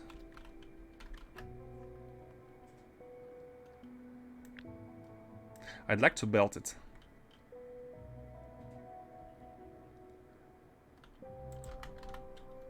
Yeah, I don't want the robots to be flying non-stop, delivering stuff. But they're gonna be doing that for with the antimatter fuel. With the antimatter fuel, because this one is really hard to belt in. This is a bit troublesome. They're gonna be flying like that. Yeah, for the fuel there is no like I haven't put the fuel to like a position to be able to be inserted by an inserter from outside, which might be not the best idea. Stolen bots are gonna happen. They are cheap, but what's gonna happen to them if they are stolen? More bots will come to take their place. Okay, let's go with that. I enjoy it. If even you say it, then it must be good. Usually you are against any kind of shortcuts and like not bad but weird solutions. Okay, let's do it like that. And we have a ship here. So the idea is that we deliver, connect stuff here, deliver it. I'm thinking if we need to deliver anything else. So let's have a checklist. We have Naquium antimatter canisters, we have the Naquium, we have the water. That's all Novice Orbit should do, right? Everything else, sulfuric acid and the contents are processed on Morse. I think that's it. I failed to see any other thing we're making. So both I mean for the ammunition, it can be both. I guess it can be both, but we will need ammunition for other trains here as well, so we might as well deliver. By the way, let's check Novice. Let's check a Novice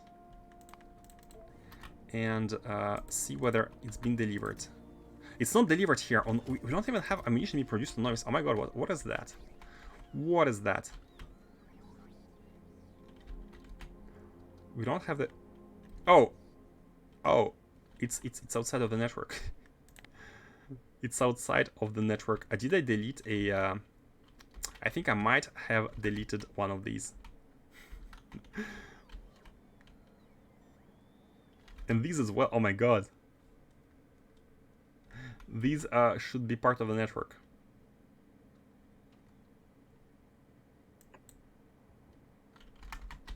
Yeah, we need to put this one.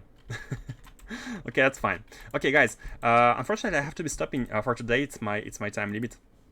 So we shall continue this tomorrow. So I have this ship automated, have the sulfuric acid inputted, and we can already be sending it for Naquitite while we are making the processing on Morse. Now, one important thing is how should we like the biggest challenge will be to balance the resources that we're going to be bringing back to orbit. That is the plates and the ingots. We should make them and we should load them, and we will need to balance the demand. This is going to be the most challenging part, I think, because we don't want to. Yeah, let's see how it goes. Let's see how it goes. In all cases, I have to be stopping now. So thank you all for watching. Unfortunately, for some reason, we never have the time to get to the juicy part because there are always interruptions. In terms of today was stone mining and various things, such as the such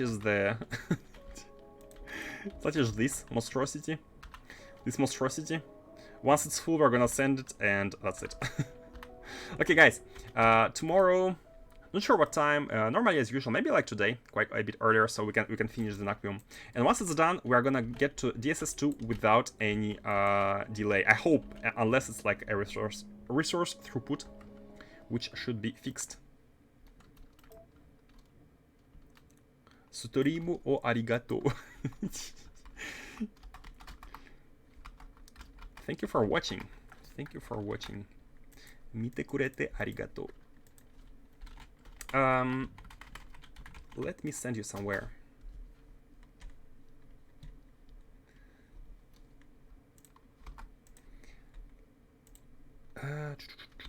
Where can we rate? So there is oh yeah, let's go to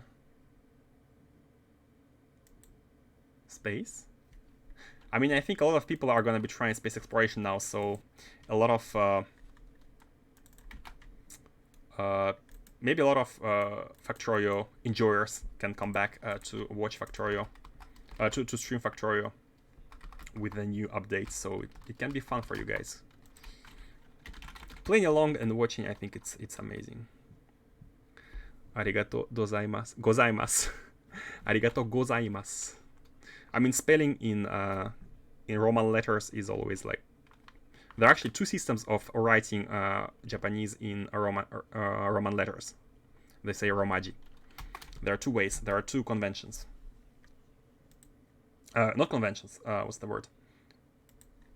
Two standards. And one of them I like more than other. Okay, never mind. On that, I'm hopeful to see tomorrow, and enjoy the 0.6 for those who are starting your playthrough. Enjoy. Bye bye. Character sets, yeah, indeed. Bye bye.